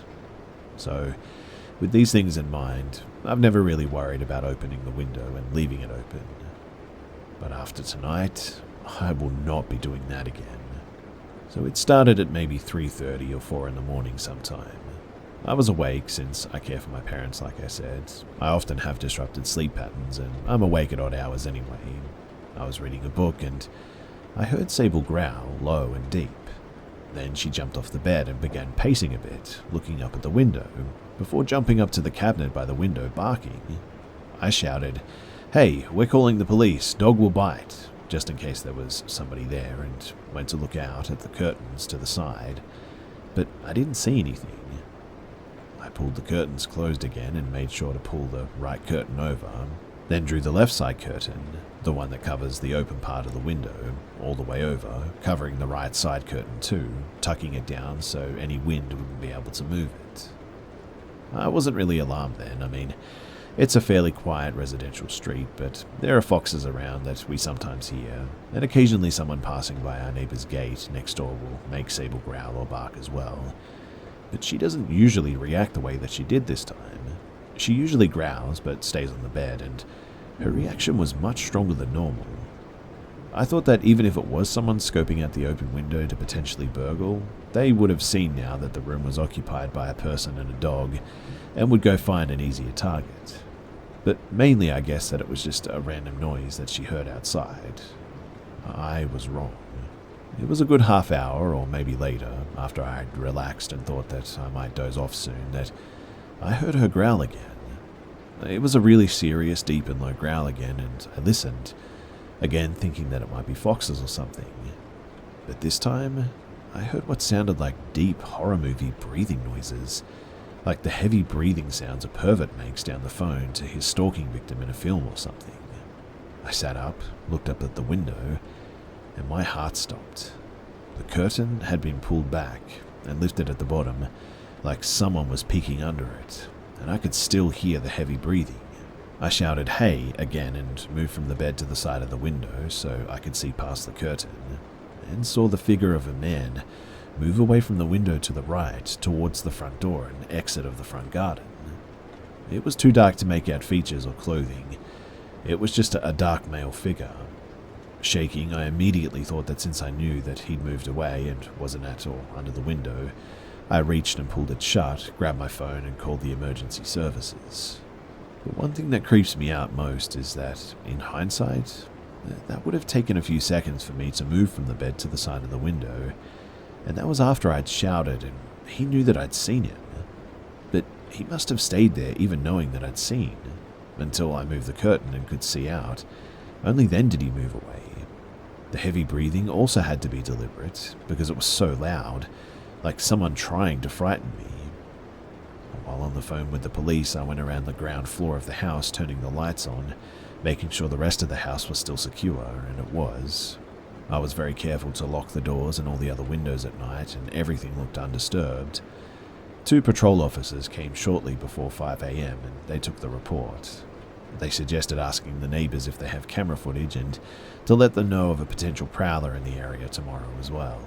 And they went to drive around the area, saying that they'd be wanting to know what someone was doing wandering around at 5 a.m., the time the police arrived anyway.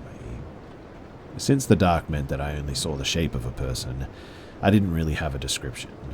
I doubt that they can do much. I couldn't even be 100% certain that it was a man if I'm being honest, but the breathing and the figure that I saw instantly made me think male. The outline of his head looked smooth, so either bald or wearing a tight cap, and the height, I would guess, would have been average, 5'8" to 5'10". I'm feeling really shaken by the whole thing, really angry too and violated, and wishing that I had installed cameras now. We will be looking into that for sure. I never thought anything like this would happen to me. I don't have any enemies or recent exes, no one that I know of harboring any grudges. Since I'm caring for my folks full-time now as well, I'm not out socializing or making enemies or anything, nor are my elderly and disabled parents. I'm at the wrong side of 35 and living in jeans and joggers and t-shirts, no makeup or fussing with hair most of the time, so not likely a target for a peeping Tom pervert. And if it wasn't for the fact that it was my dog who alerted me to something both times, I would have wondered whether I was half asleep and just dreamt it, that I had just imagined it. I have had hallucinations once as the result of a bad reaction to an antidepressant, but that was more than a decade ago now. Hasn't happened before or since then, and I learned how to test my reality in times I was worried about whether something really happened or not from a psychologist. When I asked how I could ever trust my own senses again after that reaction to the meds, that is. They said that to be sure something was real, to see if other people can see or hear the thing too, or if it's a noise or voice outside, can I see someone or something that explains the noise? If so, then it's probably not a hallucination if both oral and visual perceptions match up. The dog sensed someone there first though, and I heard and then saw someone as well. I definitely wasn't dreaming or imagining it. I don't use drugs and almost never drink. I'm scientifically minded and I don't really believe in ghosts, and while I love a good horror film, I'm rarely freaked out by them anymore. Too old and too cynical, I guess. And all that's to say that I have to think that it was someone who was looking to burgle a house. But for the fact that they came back so much later, maybe someone was on drugs or having a mental health episode, or, and this one probably bothers me the most, someone who wanted to actually scare me. But why? And who? How do they know where we live? Are they going to come back? And new fears keep popping up into my head, and like most nights, I'm up at some point, late at night or in the very early hours, and will let the dog outside into the back garden for a quick pee, and I'm suddenly aware of how easy it would be to attack and gain entry then. There's a passage around the side of the house to go from the front to the back garden with only a small side gate as well, meant to keep the dog confined, not designed to keep others out, and it would be easy for someone to access this, then hide against the back of the house, completely hidden from view. Whoever they were though, they were bold enough to come back a second time, even knowing a person and a dog were in that room. Perhaps hoping that I would have fallen asleep by then. They seemed to be trying to deliberately scare me though when they returned the second time, doing that deep breathing noise and staying by the window even after I'd shouted. In those few seconds that it would have taken from me shouting out until I reached the window and could move the curtains and see out, they could have moved and been long out of sight. But they chose to stay there until there was a chance that I could see them, only then moving away. The breathing noises and then the coldness that ran through me when I actually saw a man moving away from the window, that, I think, is going to haunt me for some time now, along with the question of their motives. Were they trying to scare me? Why? What's to stop them coming back? And if they weren't just trying to scare me, what were they trying to do?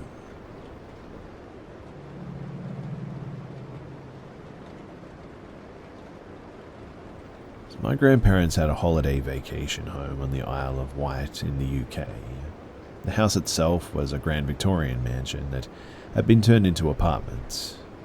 My grandparents had the ground floor apartment that included the garden with a sea view from the cliff tops, and it was really beautiful. Now, I have a large family, and we all stayed there regularly together or with our separate families. And over the years, family members had seen things like apparitions in the hall, an apparition of a Victorian lady walking across the garden. A few people had witnessed the wardrobe fly open in the middle of the night, but I, personally, had not seen or heard a thing over 20 years. My grandparents were getting older, and they wanted to sell their holiday home. For the last night that I stayed there with my family, my parents were in one bedroom and my brother and sister were with me in another. There are 2 beds, a wardrobe in the room, along with an ensuite shower. During the night, my younger brother, 12, got up and started sleepwalking. The first and only time, he's now 31. He stood in the ensuite and kept repeating that he had to go to work.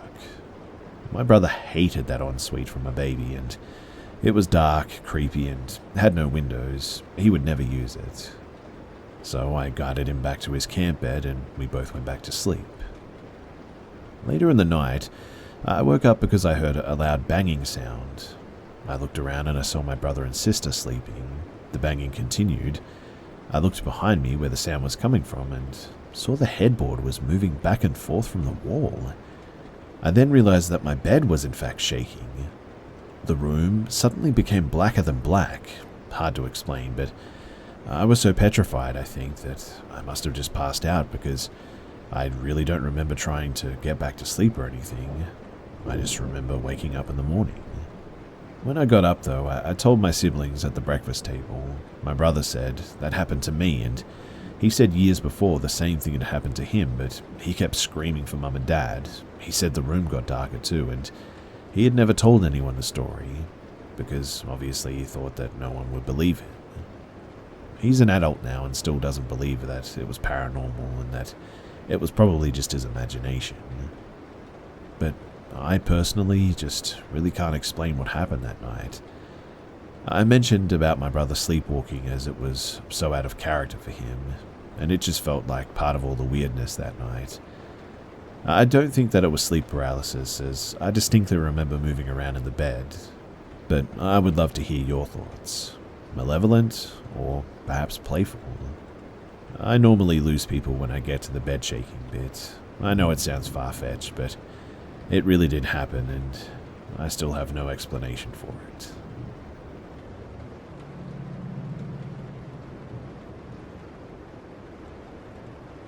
So my fiancé and I hiked into some forest in Ontario one time.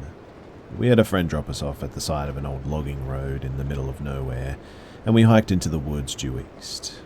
The road, it ran north-south, so basically all we had to do was stay due east hiking in and due west hiking out, and we would reach the road again for our rendezvous at a predetermined time a couple of days later. Now, there are no natural predators this far south, such as bears or wolves, so for protection, I only really brought a K-bar knife and some bear spray, in case coyotes took an interest in our 2 dogs that accompanied us.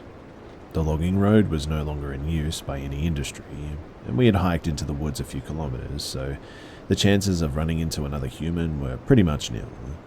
In addition, hunting is not permitted in this area, and there is no water nearby for fishing either. There really wasn't any reason for anyone else to be out there in the middle of the woods that far off the road, is what I'm getting at. There's also no cell service, although I did bring a flare gun and multiple flares in case we ran into trouble to signal for help. No GPS, just a compass. We were careful hiking in and didn't do anything risky to avoid injuries in this remote place. It was nearly fall, but it was unseasonably cold that day, well below freezing. Lots of leaves on the ground and still on the trees, but no snow yet. We set up camp in some thick woods. You could barely see 50 feet away, the trees or bushes were so dense. We were totally isolated and honestly, we felt completely safe. It was so cold though and so dark at night, it was moonless and cloudy, that we went to bed early to stay warm. I'm a heavy sleeper too, and the next thing that I remember is I'm awakened by my dog pawing at my face. It's pitch black and I can't even see him. I go to pet him, but something's wrong. As I touched him, I could feel his fur standing straight up, and he was completely rigid, facing the door of the tent. He was clearly on guard and very alert. At first, I assumed that there was a woodland creature nearby, but I couldn't shake the feeling that something was wrong. That is unusual because I often camp alone no problem, and I'm not really easily spooked, I guess you could say. My dog and I just stayed there frozen though and alert for at least a couple of minutes. My fiancé and other dog were still fast asleep next to us. It was 3:30 in the morning. I checked my phone after the incident. The fire was out, no moon, and it was complete darkness. But just as I was letting my guard down, I hear the most unexpected thing.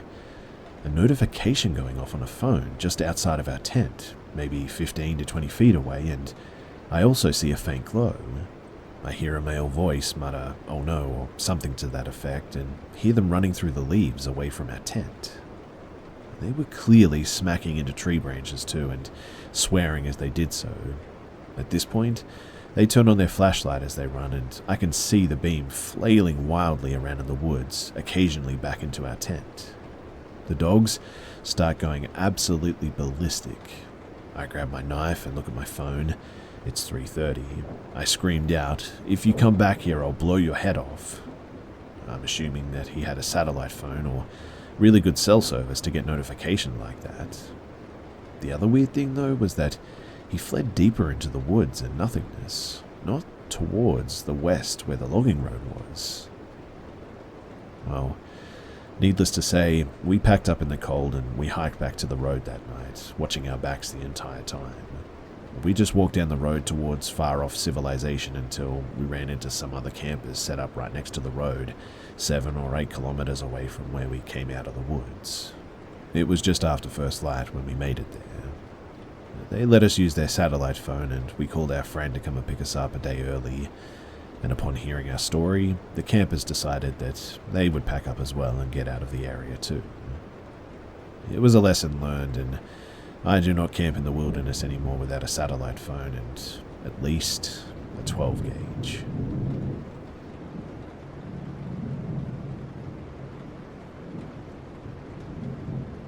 I live in what I believe is a house that's built between 1200 years ago to about 600 years ago.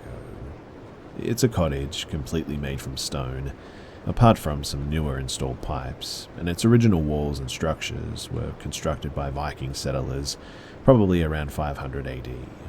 All of our doors are made of heavy thick wood, and I think our house is very likely to be haunted. The first few things that happened while we lived in our house were subtle, yet still noticeable. What I mean is that the house felt uneasy during the day, but it could be brushed off. But in the dark of night, it was almost oppressive. Now, one day I wasn't home for the night, so my mum was home alone. She told me that she was getting ready to go to sleep at about 12, and she apparently heard footsteps at the top of the stairs, and my bedroom door opening as well. She went to check it out because she thought that it was our dog who had went into our room or something, but the room was empty and absolutely freezing, and my mum told me that she felt really unsafe, which caused her to leave the room and shut the door immediately. When she went back downstairs to the living room, she saw that our dog was asleep on the couch. After this happened, about maybe 2 years ago, things have just sort of slowly begun to escalate further as well. Even in the middle of summer or when our central heating is on, my room always feels frigidly cold. Every night I would hear vague banging around the house, and very often things would be moved around or changed, for instance, and many times the vacuum cleaner head had been switched from carpet setting to hard floor setting, which neither me or my mum remember doing. But I was always blamed for doing this, and it caused a few arguments before as well. But this is when I started hearing, at night, whatever it was, slowly climbing the stairs towards my bedroom. It was always very slow, one step every 5 or 10 minutes, and always ended with a horrible feeling of dread all around the house, especially if it was very dark. I was trying to get to sleep once when this happened. My bed was right beside where my door opened from, and I watched as the doorknob twisted and the door swung open. I huddled under my covers for a bit, but when I came out for breath, I saw a flash of some face hovering over the edge of my bed. Its eyes were dead, and its skin was dry and rotten, and it had a warped smile as well. It disappeared as fast as it had appeared, and it left me almost paralyzed with fear until I must have just passed out or something, because all I remember next was waking up in the morning. Now, this sort of thing happens most nights, if I don't have a light on in my room, that is. There's always activity on in the stairs and in the attic, with my attic door being moved open several times in recent years, as well as sometimes groaning or growling in my house too. And the other night, a framed painting had fallen to the floor and then it was destroyed as though someone threw it to the ground and took an axe to it. Though it didn't disturb my dog even, and who would have gone crazy, logically speaking, I would say, but I myself went down and destroyed the painting in that manner as well. I also think that it even follows me around outside of my home now as well, which is terrifying. A few nights ago, I was moving some black bin bags out to the back of the workplace to put them in the dumpster, and there are no lights around there, so it's pitch black. When I was returning from that, I noticed a white face staring at me from behind scaffolding. It was sort of elongated, and it sent a horrible chill down my spine. I only got a single glimpse until I did a double take, but by then it had disappeared. Later, after I had clocked out of work, I took a photo of that place where I saw the face, and the next day I took another photo. The only difference in the two photos? Two circular lights like beady glowing eyes in the photo that I took in the dark, while in the day, the same lights were nowhere to be seen, as if whatever was there had moved away. I don't know what's going on, but I just have this feeling that something is after me.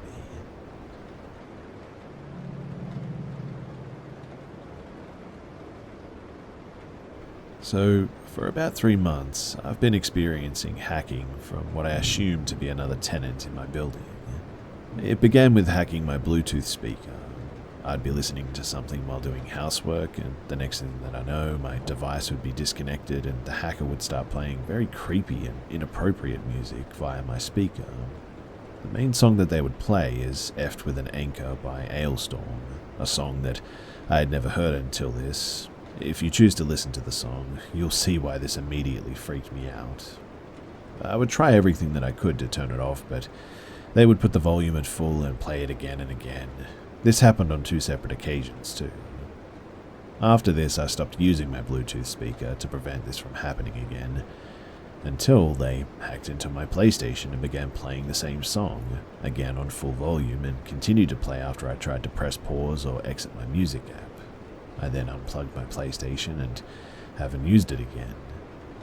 Finally, yesterday, I had asked Google a question via my Google Nest device, and straight after I heard a ding on the device, signaling someone else was controlling it, which is only possible if I grant access, also the case with all the devices that they've hacked so far.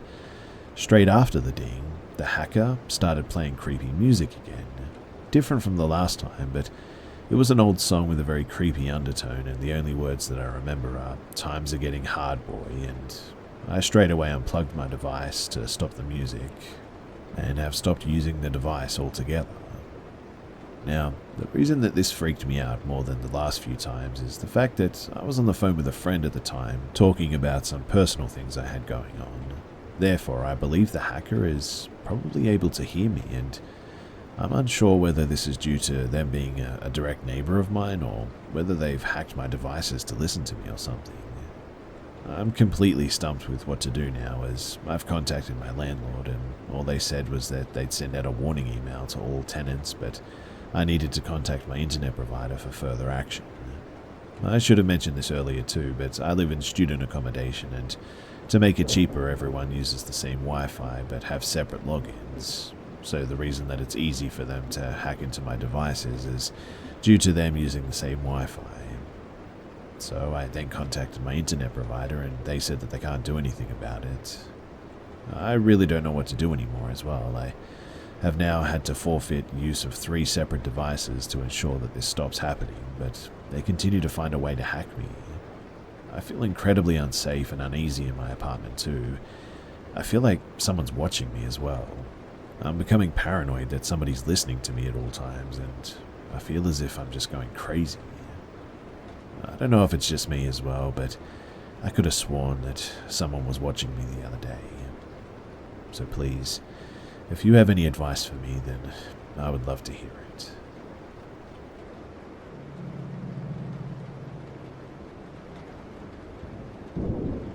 So this happened way back in 2017. I, a female and 16, was in 5th grade at the time. Me and my sister, who was female and 19, were sharing a room and we were casually just talking. She was in middle school and I was in elementary. So keep in mind too that I live in a 2-story house. The rail that goes along the stairs is like a metal gate, so you're able to see to downstairs and all that. At night, you can't see anything when looking downstairs though. It's literally just pitch black as all you can hear is movement. So that night, me and my sister were just hanging out when all of a sudden we hear a deep raspy voice that's coming from the dark, and it said my sister's name and we completely froze. Then, a couple of seconds later, it said my sister's name again, but with more force in its voice, and that's when me and her slammed and locked the door quickly. My stomach turned so much, and I had such a horrible feeling that I was about to die. I always tell people that it sounded like a clown that lost its voice almost. It was so raspy and scary that it just didn't sound normal. The only people home were my aunt and cousin, but they were asleep, and my mum's boyfriend had just left to work on a car, so me and my sister were the only ones awake, so we knew someone was inside. It got so silent though all of a sudden, and then we could hear the footsteps coming up the stairs. We started to freak out, obviously, especially since we didn't have anything to protect ourselves with if something happened. I was on the phone with the 911 dispatcher though, while my sister was on the phone with my mum, and my mum made me hang up on the dispatcher for whatever reason. Anyway, my mum's boyfriend gets here and there's not a single thing moved. Everything was locked, and to this day I truly believe that someone was with us that night. I think about it every day. I truly thought that I was about to die that night. I thought that somebody had broken in and we were about to be killed. But after this, I now believe that this house has a couple of spirits roaming around, but I haven't had anything else happen, so to be honest, I don't know what that was.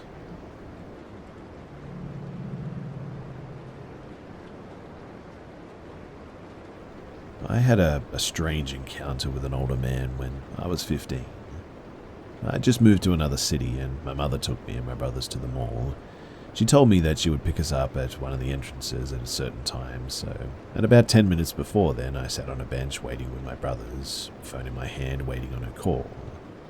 I'm the quiet sort of, like laid back type, so I'm really in my own world and not paying attention to the people around me at the time. But even though I'm not directly paying attention to anyone, I still have a pretty good sense in telling when someone or something is out of place.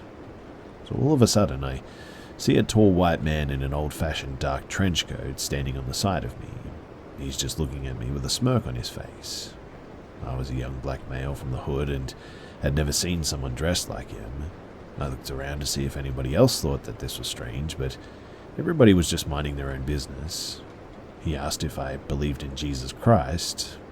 I just looked at him. This was particularly weird because I grew up very religious, but had just started to question my faith. He said more stuff related to Jesus and religion, but I zoned him out. I was low-key sort of irritated and looked over to my brothers, but they seemed to not even notice the man standing in front of me talking. The man still had his weird smile on his face. I got uncomfortable, so I looked at my phone to see if I got a text from my mother yet, but hadn't. It felt like time stopped as we stared at each other for a few seconds. Then the man said, "Your mother's outside." I looked towards the entrance but didn't see a truck. I turned back around to him, and when I did, he was gone. Nowhere in sight. It's like he just straight up disappeared, even though there was really nowhere to go. My phone started ringing, and it was my mother telling me that she was indeed out front. I looked to the entrance again and see her just now pulling up. I asked my brothers, where did the man that I was talking to go, and they said that they never saw me talking to anybody, especially no one like I described. He reminded me of sort of like the men in black, how they dressed, and when I was young I thought that maybe he was a time traveler or something, but nowadays I have no idea what this experience meant and who that person was.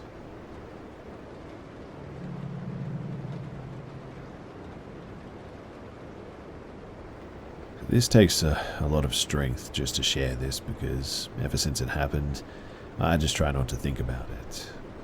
I think that I have a tendency to downplay my own traumas and experiences, and this in particular is something that I just haven't allowed myself to fully process. About a year and a half ago, my mental health was at an all-time low, and I was binge drinking regularly in seedy bars by myself. I was 23 at the time, and I'm 5'5", 125 pounds, a woman who had no clue what her limits were with alcohol and was doing anything to feel something. An extremely dangerous combination, I know. I was deeply ashamed of my mental health issues and still struggle with telling anyone what I'm going through to this day, or even allowing emotions to register fully or come to the surface so that even I know what I'm feeling. And so at the time, this was something that I was struggling with. So I was out past 2 a.m. and had been hanging around a group of girls, but they had left early without me after a woman had come onto me and kissed me, and they realized that I was bisexual. It was outright homophobia, but they basically seemed creeped out all of a sudden, and a member of the group asked me if I could give them a moment to talk without me, and I respected that request and politely left the group and watched as they sort of ditched shortly after. I was already fairly wasted when some guys offered me to come and sit with them at their table and that they would buy me some drinks. I remember stumbling to their table and thanking them, and most of what happened after this is honestly a bit of a blur. I remember dancing and making jokes, but also being fairly disoriented. I have a switch in my brain that can turn on when I'm anxious or threatened, and it's as if suddenly all of my anxieties, alarm bells, and panicked thoughts just go quiet, and only one thing is in my head. I'm in a strange place with strange people, and I don't know what's going to happen. I should try and be very nice and just try and get along with them so that they don't get upset or hurt me. They kept handing me drinks, egging me on to drink more and more, and even when I started telling them that I felt a little bit sick, they just kept handing me more, and pretty soon everything was just absolutely spinning. My phone was nearly dead, and I turned it off at 2%, trying to keep myself from losing that last bit of battery left for when I desperately needed some way home. Even when it was on, my vision had been so blurry that I could barely use it. I had never felt this drunk before, and to be honest, I was getting pretty scared. I started to throw up a bit at that point. I was barely conscious. I can't really even remember the moment that I realized that I might throw up. On the moment, I just sort of was hunched over, feeling weak, and suddenly I just saw vomit hitting the pavement. The guy started saying that they were heading out, and I remember hearing words thrown around like, "Take care of her," and "back at my place." I felt a chill run down my spine, and for a moment my head was just clear enough to ask what might happen if they did that. I somehow mustered the focus and motor skills to clearly say my full address and state that my roommates were home and would take care of me. They just sort of chuckled and didn't really take me seriously. I even remember one of them jeering about it like homegirl didn't even slur, making humor in an almost pitying way that I could still recite my address clearly despite how intoxicated I was. The thought now that they thought that it was funny to see someone begging to be brought home to safety is more than a little sickening, I know. No matter what I said, though, it wasn't a question of if I was going back to one of their places. It was an assertion. At this point, I was feeling so weak and helpless, and I couldn't even really stand up by myself. My head hurt, my body felt like jelly, everything was spinning, and I honestly wondered if I might just die that night. I was going in and out of consciousness, but the next thing that I knew, I was being shoved into a small car. It gets sort of hazy at this point, but I remember the car stopping several times so I could stick my head out of the car and puke and whatnot, and the guy pulling my hair out of my face. It stuck with me that he did it so quickly and instinctually that it was almost like he'd done it so many times before. I remember at one point openly and loudly sobbing that I was scared and I thought that I was going to die. They just kept hushing me though and telling me that I was fine. Everyone in the car was so casual, relaxed, and not at all concerned with this very, very drunk woman in the back vomiting her guts out every 5 miles and having a meltdown. The intoxicated person that they had singled out alone at a bar, fed drinks long past she felt comfortable with, and were now forcibly taking home because she wasn't strong enough to fight them off. But I do remember that they stopped at a Taco Bell and ordered a bunch of things, but I refused to order anything as I knew that I wouldn't be able to keep it down anyway. I was running through scenarios in my head. I knew that they had every intent to act against my will. This was not a benign misunderstanding by any means. I was not supposed to be here, and they knew it too. But I was surrounded by 4 men packed in their car, all definitely bigger and stronger than me, and I deeply feared what would happen if I made some attempt to put a stop to what was happening. On top of this, it was close to 4 a.m. and my phone was pretty much dead, and I was too drunk to even stand or walk. If not with them tonight, where would I go? Or what would I do? Lay on the street and puke my guts out until I choked and died, or some homeless person found me and did who knows what? I was messed up, I knew it, and I was in trouble. I had a phone charger, but nothing to plug it into as well. I considered the worst, but also the most obvious answer.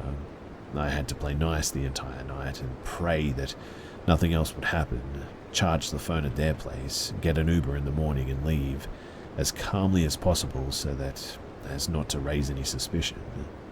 I had to play along, and I genuinely just couldn't think of any other plan. I wondered if I was going to choke on my own vomit and die at any point, as I was still blacking out and throwing up at this point, and these strangers were clearly not going to take me to get medical help.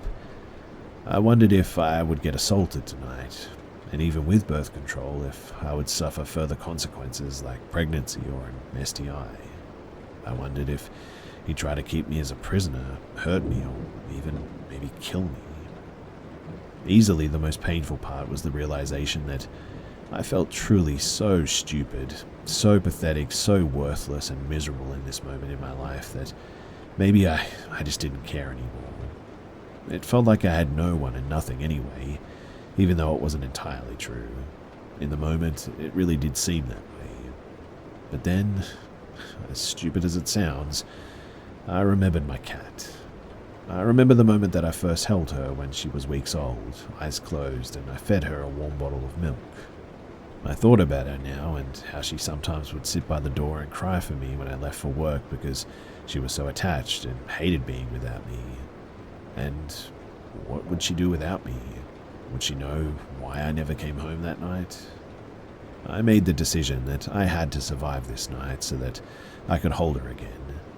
I re-entered that mode of no feelings, no thoughts, no anxiety, no panic, nothing. Just be extremely calm, nice, even, and smile until I find myself sober and capable of getting out of this situation. At this point, I was still coming in and out of consciousness when I felt the car come to a stop.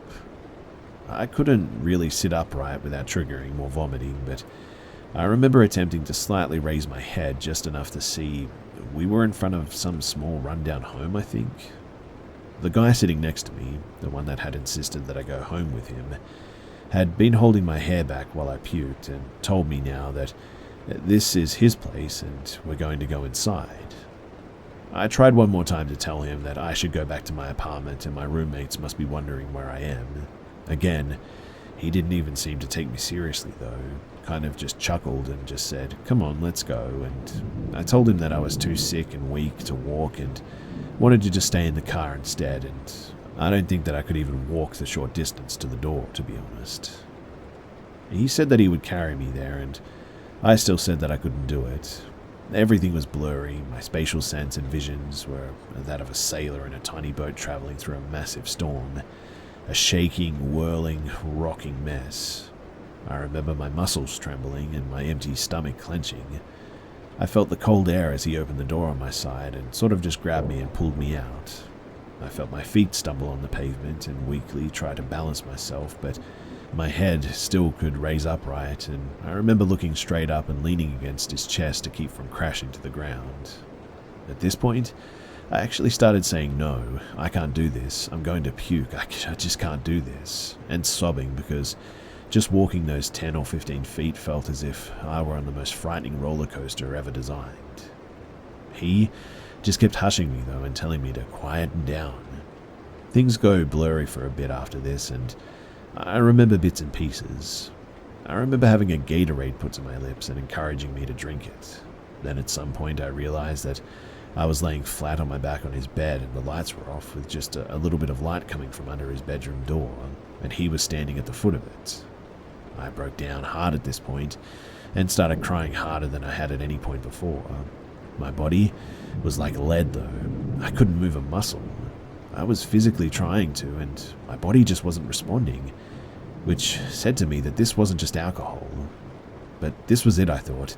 I'd been hurt so many times before, slapped, knocked around, grabbed, hurt, you name it. But I always felt a sense of relief that I'd never been sexually assaulted. But this may be the night. It was probably going to happen, and I couldn't do anything about it.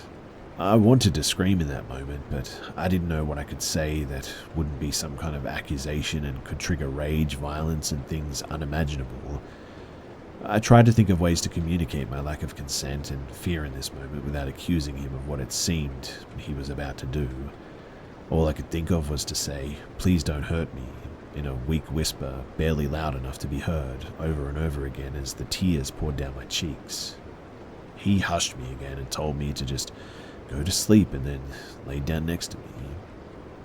An hour or so would go by of quiet and then he'd wake up and start kissing me. I laid there still frozen in fear as he did this, hazy but conscious, tolerating it, only knowing what harm I was risking by reacting too strongly and loudly in dissent if it displeased him. He touched me on my chest and my bra several times and crooned about how I was just his type. But when he tried to reach into my leggings, I just started to sob all over again and beg, "Please don't hurt me." And to my surprise, he would give up after a bit of this, but seemed frustrated. I realized that he was messed up enough to abduct a drunk girl against her will and have her all alone in his bed, paralyzed and terrified for him to take advantage of. But that sobbing and pleading for mercy was some kind of a turn-off, I think. This would repeat itself several times in the night, and I barely slept, but I made it through to the morning clothed and untouched below the waist. When morning came, I was sober enough to sit up and talk coherently. I tried my hardest to be extremely calm and casual. He nudged me to wake me up, and I asked if he could drive me back to my place and drop me off. He said that he could, but wanted to meet up with his friends from the night before and grab some pho at a nearby restaurant. I just smiled and nodded and said again that I was ready to go home and my roommates must be worried. He drove me to the restaurant, and despite this and his gall to ignore my request again to be dropped off, I realized as I sat in a busy restaurant surrounded by people in broad daylight that I was alert, sober, and in a public place. I had a chance to break free. I continually pushed for him to drive me home because my phone was still dead and I didn't know who else would help at this point. All through this meal, I was so close to freedom that it was all I cared about. So I joked and smiled and played along, thinking at every second that passed that soon I would be home with my cat and my roommates and safe again. He asked for my number just as he began heading back to the car, and I said, "Oh, I don't know," but when he pushed, I gave it to him, thinking that I was so close to getting out of here and I wasn't going to mess that up now and tick him off or anything. When I made it to my apartment, I stumbled in, embraced my roommates, and started sobbing and apologizing.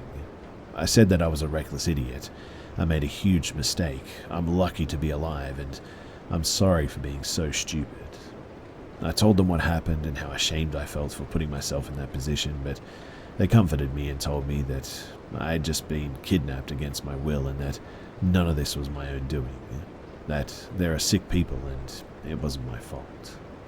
Before any of this happened, I had a long list of trauma, and I cannot truly say that this was the event that broke me because I think that I was broken long before that night, but I know that it has only made everything worse.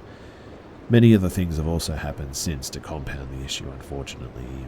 At one point I was hospitalized and I'm grateful for it. Things started to get a lot better after that, but I can't say that I'm even close to being mended.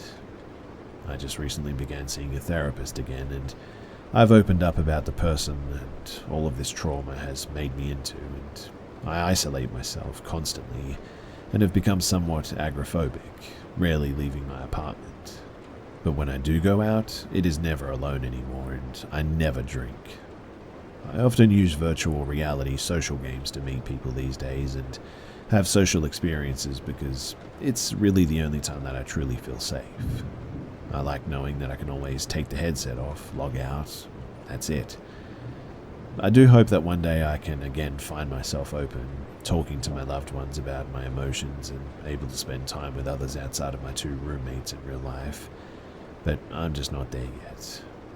But all in all, I'm thankful that I got lucky that night, that nothing truly horrible really happened to me, and please, if you're going through something, reach out to other people and get the support that you need.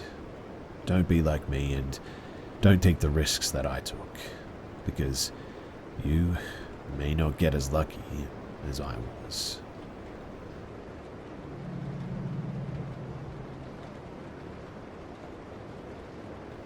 So my mother and myself decided to visit Nevada City, CA on a whim.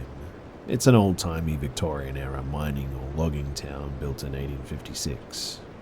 You can look at pictures on Google if you really want to see a creepy town.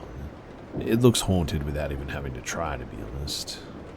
But after eating lunch at a brew pub, we decided to stroll around the massive Pioneer Historical Cemetery on the outskirts of town.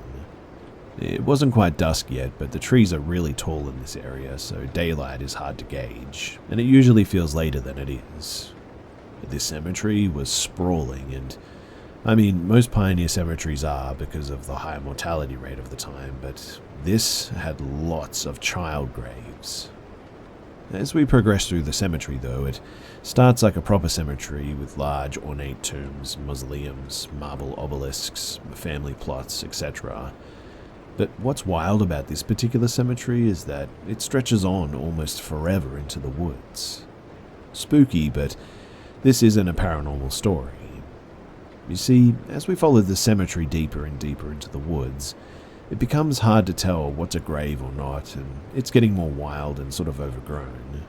It eventually devolved into just wilderness, really, with the occasional sign of homeless camps like abandoned tents, bags of trash, etc. Luckily, the trees were opening up and more daylight was coming through, and we ended up in an open area with a large solitary juniper tree, tall brush, and a few random graves around as well. I sort of tripped over something at some point, and it turned out to be a purse, like a large designer purse, and it looked super old, like it had been there for a while. Looking up from the purse about maybe 10 yards ahead, I saw what looked like a pile of women's clothing, but then I noticed, to my horror, a tangled mass of hair, and at that, I froze. You ever know something without actually knowing something? I knew that this was a dead woman's body, down to my core. I put a hand out and stopped my mum, who was trailing behind me. "Get your phone, call the police. That's a dead body over there." And she immediately started dialing 911 because, like me, she just knew too. But this is where it just gets crazy. You see, as my mum and I are discussing the situation, we had our attention turned away from the corpse. When we looked back at the body, I swear that she was sitting up with her back turned to us. She was wearing a bright red trench coat, and she had super grimy blonde hair that was more standing up than laying on her shoulders. It's like the grime in her hair allowed it to sort of defy gravity, if you catch my drift, and slowly she turned her head over her shoulder like something out of a horror movie and spotted us. She literally jumped to her feet lightning fast and turned to face us. Her front was a mess of torn clothing, and she was barely covered. In the weirdest gait that I'd ever seen, she rapidly advanced on us in a jerking, sort of lurching fashion. Her hands were desperately trying to keep herself covered. My first thought was that she had been assaulted. She kept trying to speak to us, but it was like she couldn't form words, only make sort of high-pitched squeaks. As she closed in on me, she stopped and pointed down in excitement at the purse that I had tripped over. I asked if it was hers, and when I did, her expression changed into a horrible smirk. It still haunts me when I think of it, and suddenly she was slowly starting to undress herself, and we had to shout to her to stop it. By this point, we had the cops on the way. The dispatcher had heard everything, and we said that we had found someone in serious distress. Be that as it may, we both knew that it was not a safe situation for us, and we quickly backed away, turned, and we booked it out of there. When we eventually followed up with the police out of concern, and to be honest, curiosity too, they said that whoever we had found, they must have fled because they never did find her. I really do hope to God that whoever that person was, that she's okay and that she gets the help that she needs, because she was obviously not all there.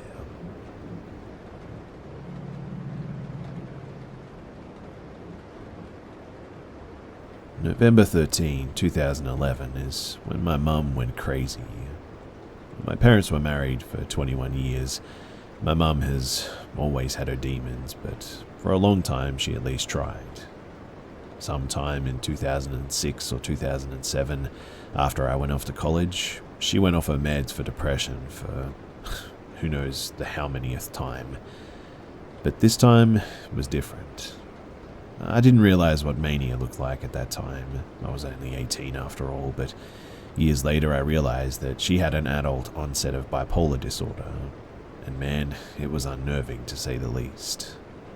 It was the last straw for my dad, and he left. The divorce was finalized in 2008. My mum was never the same too. I think the combination of borderline personality disorder and bipolar disorder, both diagnosed, meant watching her go up and down on a haunting roller coaster of destruction. Also meant watching the small part of her that was a mother fade away. My dad left her the house, the one that we had lived in all my life. It's a beautiful home too, cozy and on the corner. There's a big bay window and natural light, and it's always felt like home, until the divorce, that is. I hated being in that house after my dad left.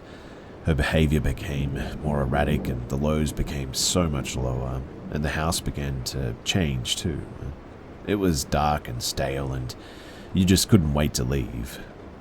I've always chalked it up to my perception as a young adult, weathering a divorce and my mum's downward spiral, but now, I don't know. You see, it got worse and worse over time, and then I got a phone call on November 13, 2011. I was living in another city. The call was from my father telling me that a neighbor noticed that he hadn't seen my dog in the bay window for several days and decided to use the spare key my mother had given him. The dog was found dead in the bathroom, and my mother in bed, weak and frail. She had laid in the bed for so long that her leg muscles had atrophied. The dog, I've never really been able to get answers on, but my sister once let it slip that there was blood. The cleaners that my aunt hired to clean the house also found my cat 3 days into the job, crushed to death between the ottoman and the chair in the back room. She spent the next few years in a catatonic state, first in the mental hospital, and then she was transferred to a nursing home. In the meantime, I was the one to clean up the house. She was a shopaholic hoarder, to say the least, and mental illness had only amplified it too. The first time that I came back home, it felt dark and stale, but it was empty. It didn't have the panicked pressure that I had felt with my mother there. I sorted and cleaned, sorted more and cleaned more, and sorted and cleaned even more. The more I did this, the lighter and brighter it became, until it felt like home again, I guess. Not really, but kind of. There was always a bit of staleness there that I just couldn't get rid of, but I attributed, and perhaps still do, it to my subconscious awareness of what had happened there. One thing that I did notice about the house, though, was that the lightness could become dark in the blink of an eye, and everything was gradual, if that makes sense. Like, you never noticed things until you were consumed by the stale darkness that was there. It was sort of like a cloak coming over the place in one steady sweep. It was odd, but, I mean, how can you explain it apart from just psychological, right? I had a boyfriend too, and our relationship wasn't exactly healthy to begin with, but I will say that he noticed the same things that I did with the house. And there were 3 specific incidences within that house that I would like to share. So one day, it was me, him, and one of his friends sitting in the middle room when we heard the distinct sound of the front door opening. They went to go and check, and it was closed. with no sign of being opened. The thing about the door is that, as it was old like the rest of the house, the door had become difficult to open and close. In order to open it, you had to put your shoulder into it, in fact, but in order to close it, you had to thrust your body weight against it several times sometimes before it would shut. We heard it open, but the weirdest thing is that we never actually heard it shut. To us, this just seemed impossible. And I mean, 3 people heard the exact same thing, so it wasn't like we misheard it. The second incident was my ex and I were sitting in the middle room once again. We were in our office chairs at our desks, talking about something, when we distinctly heard several creaks overhead and a sudden smash directly, and I mean directly over my head in the attic. It was as if someone took several steps until they were overhead and had either a plate or something glass and threw it with great force. The sound was so incredibly clear, and my ex and I locked eyes with each other and we whispered, "There's someone in the attic." I was gone. I bolted out to the garage and backed my car out and parked in the driveway. My ex came out to meet me and convinced me to stay where I was in the car, as he called his best friend, the same one who heard the front door open and not open, and asked him to come with his gun so that they could search the attic. His best friend arrived in less than 2 minutes with his weapon. They both went inside the house and searched the place from top to bottom, as I sat in the driveway. The way that this home was set up was that it was on a corner lot, like I said. The side gate faced the street, and there was a bay window that wrapped around the house and sort of stretched almost to the front door. We still had the blinds pulled up. This meant that from my vantage point I could see inside half of the house, and if anyone exited through the only 2 exits in the home, the front door and the side gate, I could even see the back fence from where I was. I would have definitely seen them. I could even see the roof, in fact. It was not a large home by any means, too, and I would have been able to see anyone if they were making an escape. As I waited for the boys to return, I half expected to see a homeless man scramble out of the house at one point. I mean, it was really the only thing that could explain the sound of something being thrown right above my head. The boys completed the search of the home, but there was nothing, and nobody was to be found. I asked if they had checked the attic. Thoroughly, they said. I believed them too. But the thing about the attic of that house is that it wasn't sort of a true attic. The rafters were set up in such a way that a person could not really walk around freely up there. If they did, they would fall through the ceiling. There was a light switch up there too, and the boys had examined every square inch of the attic, and there was no sign of life to be found. And in fact, there wasn't even any glass. Nothing. Now, it would be easy to write that off as just a strange sound that the old house had made, if it wasn't for one thing my boyfriend was insistent on: the footsteps that he had heard leading up to the crash. He was adamant. He had heard the footsteps above him as they walked to the spot right above me. He had heard the wood slightly creak as if something had lifted its arm up to throw something with force. I wear hearing aids, so I miss out on a lot of those sorts of sounds, but I had heard the creaking before the smash, and I knew by then when my boyfriend was being sincere. I believe him even to this day as to hearing those footsteps. Now, the third thing that happened was we were in the house for 2 or 3 years. I split my time between there and down south for college. My boyfriend, he stayed behind in the house, and he would mention that there were times that he just knew that he wasn't alone, but no other specific incidences took place. But the house began to get darker, and our fights grew worse and more violent. Something happened to my mind, and it all happened gradually until it was just horrible. A point of no return, in fact. To this day, the depression that I felt there was like nothing I've ever experienced before, and it changed me. After one particularly savage fight, too, I went for a drive and came back. I was alone, he wasn't there.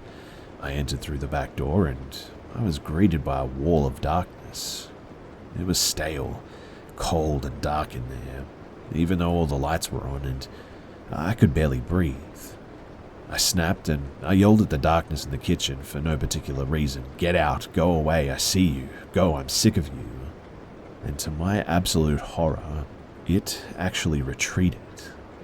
I swear to you on my son that I visibly saw the darkness shift backwards. I screamed at it some more, and it retreated some more, and There was light again. The house was light and beautiful again. Now, the weirdest thing is that after this, my memory just seems to stop there, in the kitchen screaming at the darkness, because the next thing that I remember is that I was waking up in my bed, fully clothed on top of the sheets. The house is dark again, the staleness is there again, but when I walk into the kitchen, it's light and bright. Oddly enough, that was the first time that I considered the possibility that there might actually be something more to that house, that there might be something otherworldly there, but what, I don't know. Not too long after the incident in the kitchen, too, I left the house and it was put up for sale. I have been through many tough and trying times since then, but I have never experienced the darkness, the sluggishness, the staleness, the pressure, the panic, the hopelessness, the bleakness and the agony of that home since then. My gut tells me that there's something there. My rationalism is willing to concede that it could all be subconsciously rooted in the pain associated with the home's history. I admit that, but I feel that there truly is or was something dark and dangerous within that home. And I only wonder if it was there when my mother moved in with my father, or if she created it with her downward spiral. I had a reoccurring dream while in that house too, where I would walk into the middle room and see something that resembled a cross between the creature from Alien and Predator, and it would lock eyes with me, and I would hear in my mind, "Window Sullivan," and the dream would end.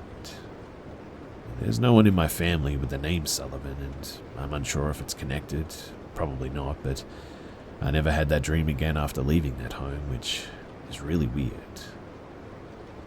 So, all in all, I've never been able to really explain what might be in there, and it didn't seem to fit typical ghost tales. I'm not sure why. I wonder if my mother created it. It's just something that's popped into my head every time that I think about that house.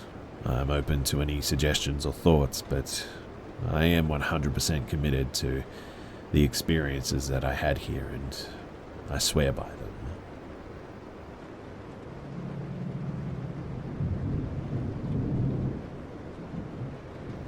The past 2 nights, I slept with my blinds open without realizing that they were, because I leave for work when it's dark out and come home when it's dark out too.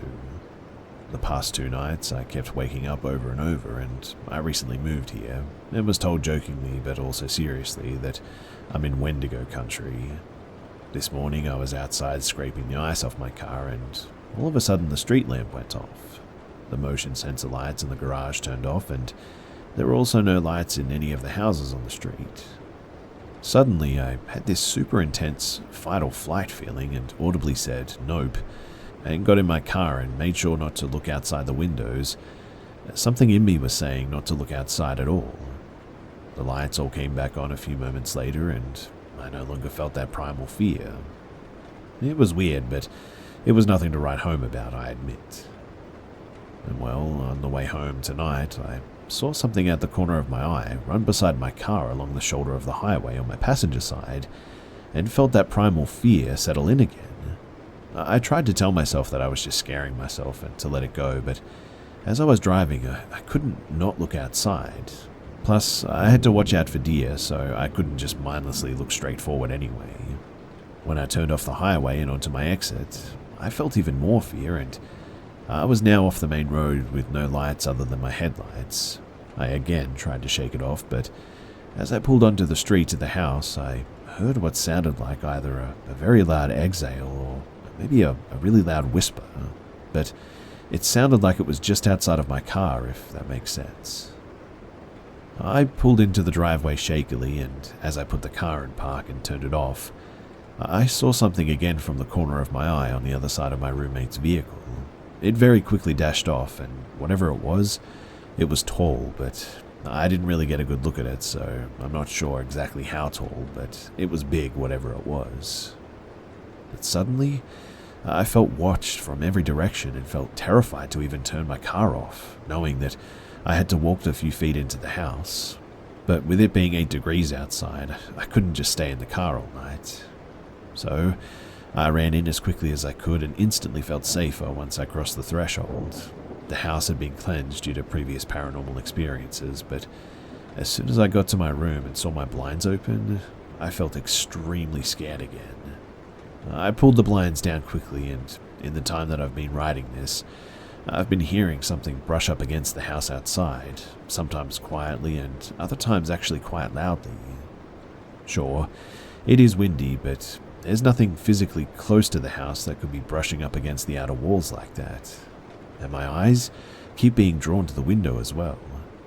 I don't know what I saw on either occurrence, but I do know that I feel like something is waiting to get me and watching me. I've always been super sensitive to things most people can't see, and this is the first time that I've felt this much fear here, ever. Even inside, I just don't feel safe anymore, and I don't know. What do you guys think that I should do about it? Also, when I opened my blinds the next morning, leading back to where I saw the thing by my roommate's car, there are some rather big footprints. Here's a picture of them.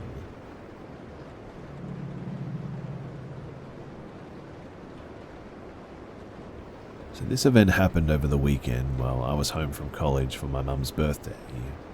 On Saturday night, I had a couple of beers with my girlfriend who was spending the weekend at our house because my parents are super chill. At about 12:30 p.m., maybe a few minutes after my parents went to bed, I went out to the back porch to grab a couple more beers for myself and my girlfriend, who was waiting in the basement where we planned to watch Game of Thrones for a while before going to sleep.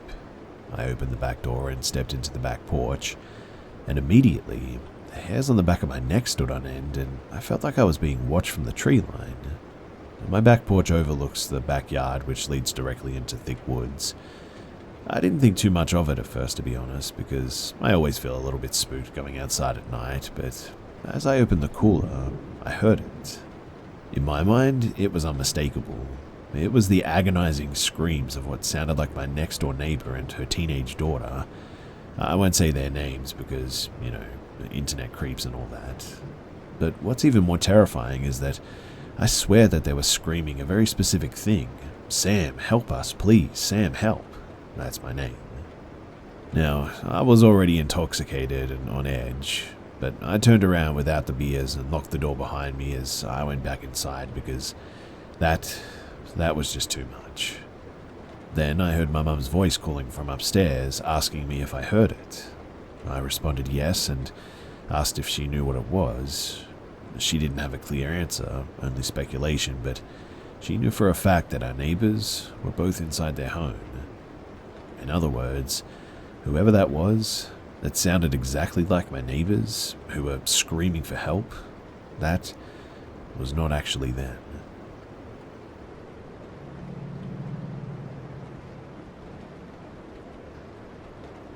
When my twin and I were growing up, we lived in a home on Cemetery Road, and believe it or not, we actually lived next to a cemetery as well. We had a stepmom who befriended our neighbor.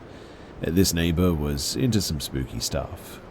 And one day after school, my twin and I walked into our room to this chick messing with a Ouija board. We started yelling at her, asking her why and what are you doing and why are you in here? She simply said, if you're religious, you should probably pray, then proceeded to tell us that she spoke with a spirit named Alex that lived in our home.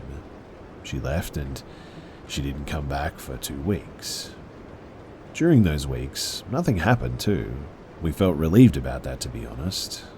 I was one of those kids who couldn't watch a scary movie without it affecting me, so when I saw what she was doing, I got pretty spooked. I mean, I've seen all the scary movies of Ouija boards, and they mean bad news, right? Then she came back. She walked into our kitchen, and the pots and pans just flew out of the kitchen right at her. She then told my stepmom, and she said, I don't believe in any of this stuff, but the landlord's mum died here, and her name was Alexandra. And it was at this point that things really started happening. But I wanted to share one particular experience that I had growing up in that house because this one never left me. So it's not just my twin and I that lived there. There were 6 of us, and on this particular day, our little sister was at our mum's and our stepbrothers were at their friend's house. That neighbor's house, she actually had a son. And then we had a 6-month brother that was home, and our dad was out on a business trip, I think.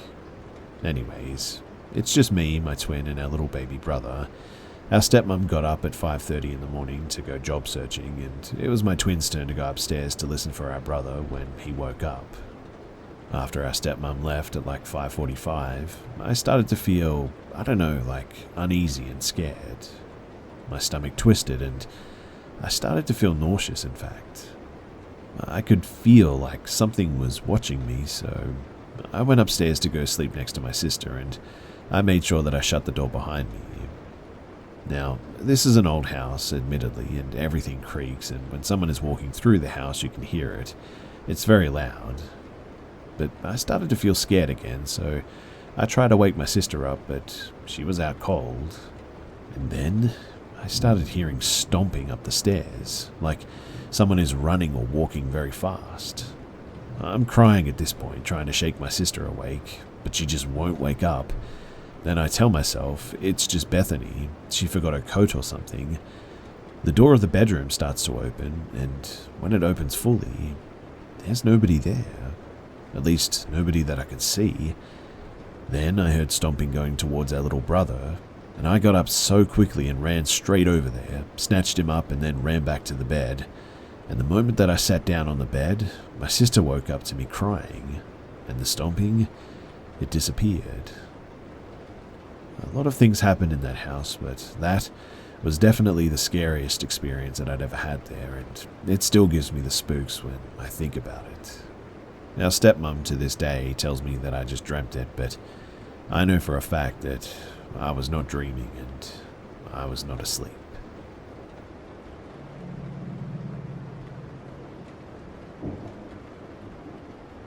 I grew up in a town in Dallas-Fort Worth area, but moved away for college. I just wanted a more liberal setting, chalk it up as youthful idealism, I guess, but I moved to the Northeast to go to a school, and I would come back every holiday and summer to my folks' place and catch up with friends, you know, the whole college sort of summer thing. So my college was very uneventful for the most part. I wasn't much of a school spirit kind of guy, and I just wanted to get it over with so I could go back home, because after 3 years of school, the youthful idealism gave way to reality pretty quickly. But one summer night, we're at the local college bar, and I meet up with a girl that I've known since like elementary school. We go out for drinks, and she just kept talking about this one guy who would always hit on her at the bar. So me, a 6-foot guy built fairly well, would be on the lookout for creeps, and that's when I saw him. He was a white male, bald, not at all intimidating to look at, just like an average-looking guy, I guess. But he looked older than us. I chalked it up to the bald head. But the thing that did creep me out was his gaze. It was like he was looking at you, but through you. He made small talk with her, and she introduced me to him, and he pretty much just went on his way. She turns and looks at me and says, "That's the creep." I leave it alone and don't think too much of it, and I go on about my night.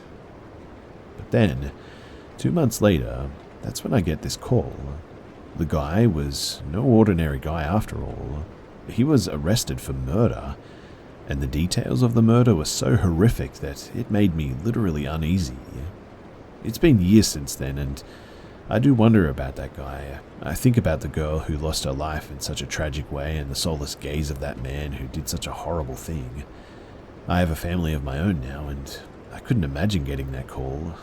It's something that I think about every time my wife or daughter leave the house now, and it always just makes me feel really uneasy.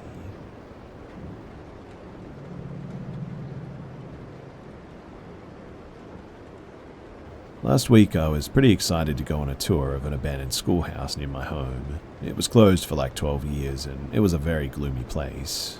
But the tour promised a paranormal experience, and it wasn't really like that though, I guess. When I arrived there was a sort of Beetlejuice narrator that was guiding the whole thing. It was a very dirty and smelly place, and I hoped for the worst. But then when it started, all my illusion fell, and the whole tour was more theatrical, sort of an insight into kind of like exorcisms, I guess. And so instead of feeling disappointed, I was actually very grateful because I had a lot of fun during the whole play. The next day I was cooking some lunch for the family, and I decided to get some water from the fridge. and the water was at room temperature because my brother didn't fill the water jar on time. And when I let it sit on the table to get a cup, the jar just exploded, and I got like 3 pieces in me. I decided to clean it all up before someone noticed, but then I realized that it was very difficult that this happened because the jar was at room temperature and, like I said, it just seemed to sort of explode out of nowhere. This was only the start too, because every day something different happened. Like yesterday when all the plants that I took care of for years, they just withered out of nowhere.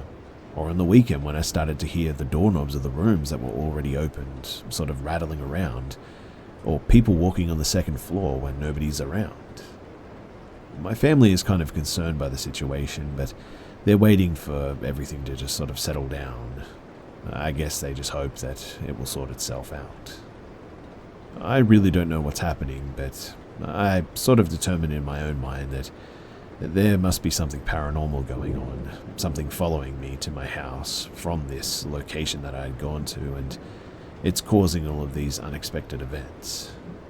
And I guess my question for all of you guys is, does anyone know what any of this means, and should I be worried?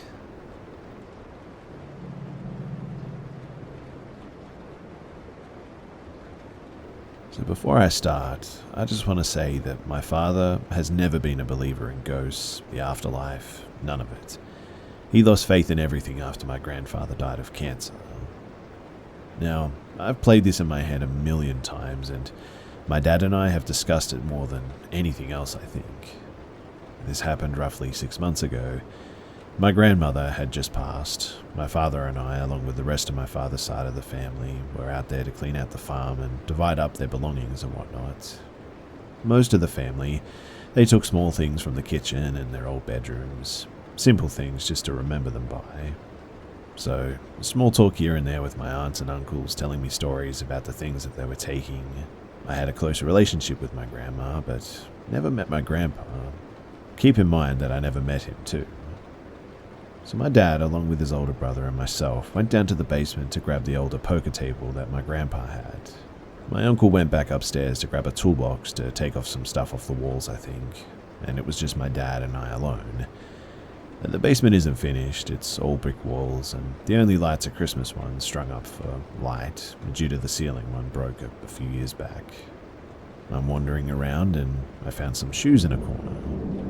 Without even thinking too, I say, aren't these the shoes that Grandpa was buried in? How did they get here? My dad came rushing over, looked at the shoes. We looked at each other. He called my uncle to come and look at the shoes too. We go by the steps to meet him, and the Christmas lights go out. The lights upstairs go out, and then the door to my grandparents' bedroom, which is right next to the basement door on the first floor, slams shut. I turn my phone flashlight on, trying not to lose my mind, run over to where the shoes were, and at that point, they were gone. We ran up the steps, out the front door, and into his truck, and we just sat there, not knowing what to say.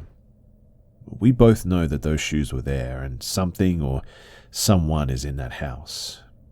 Neither of us believe that it's my grandpa. I felt like throwing up, and the whole way home my dad was complaining of a migraine. I was 3 years old when my grandpa died, and the only one who would know that those shoes Grandpa was buried in was my uncle, who did confirm to my father that what he saw were actually his shoes.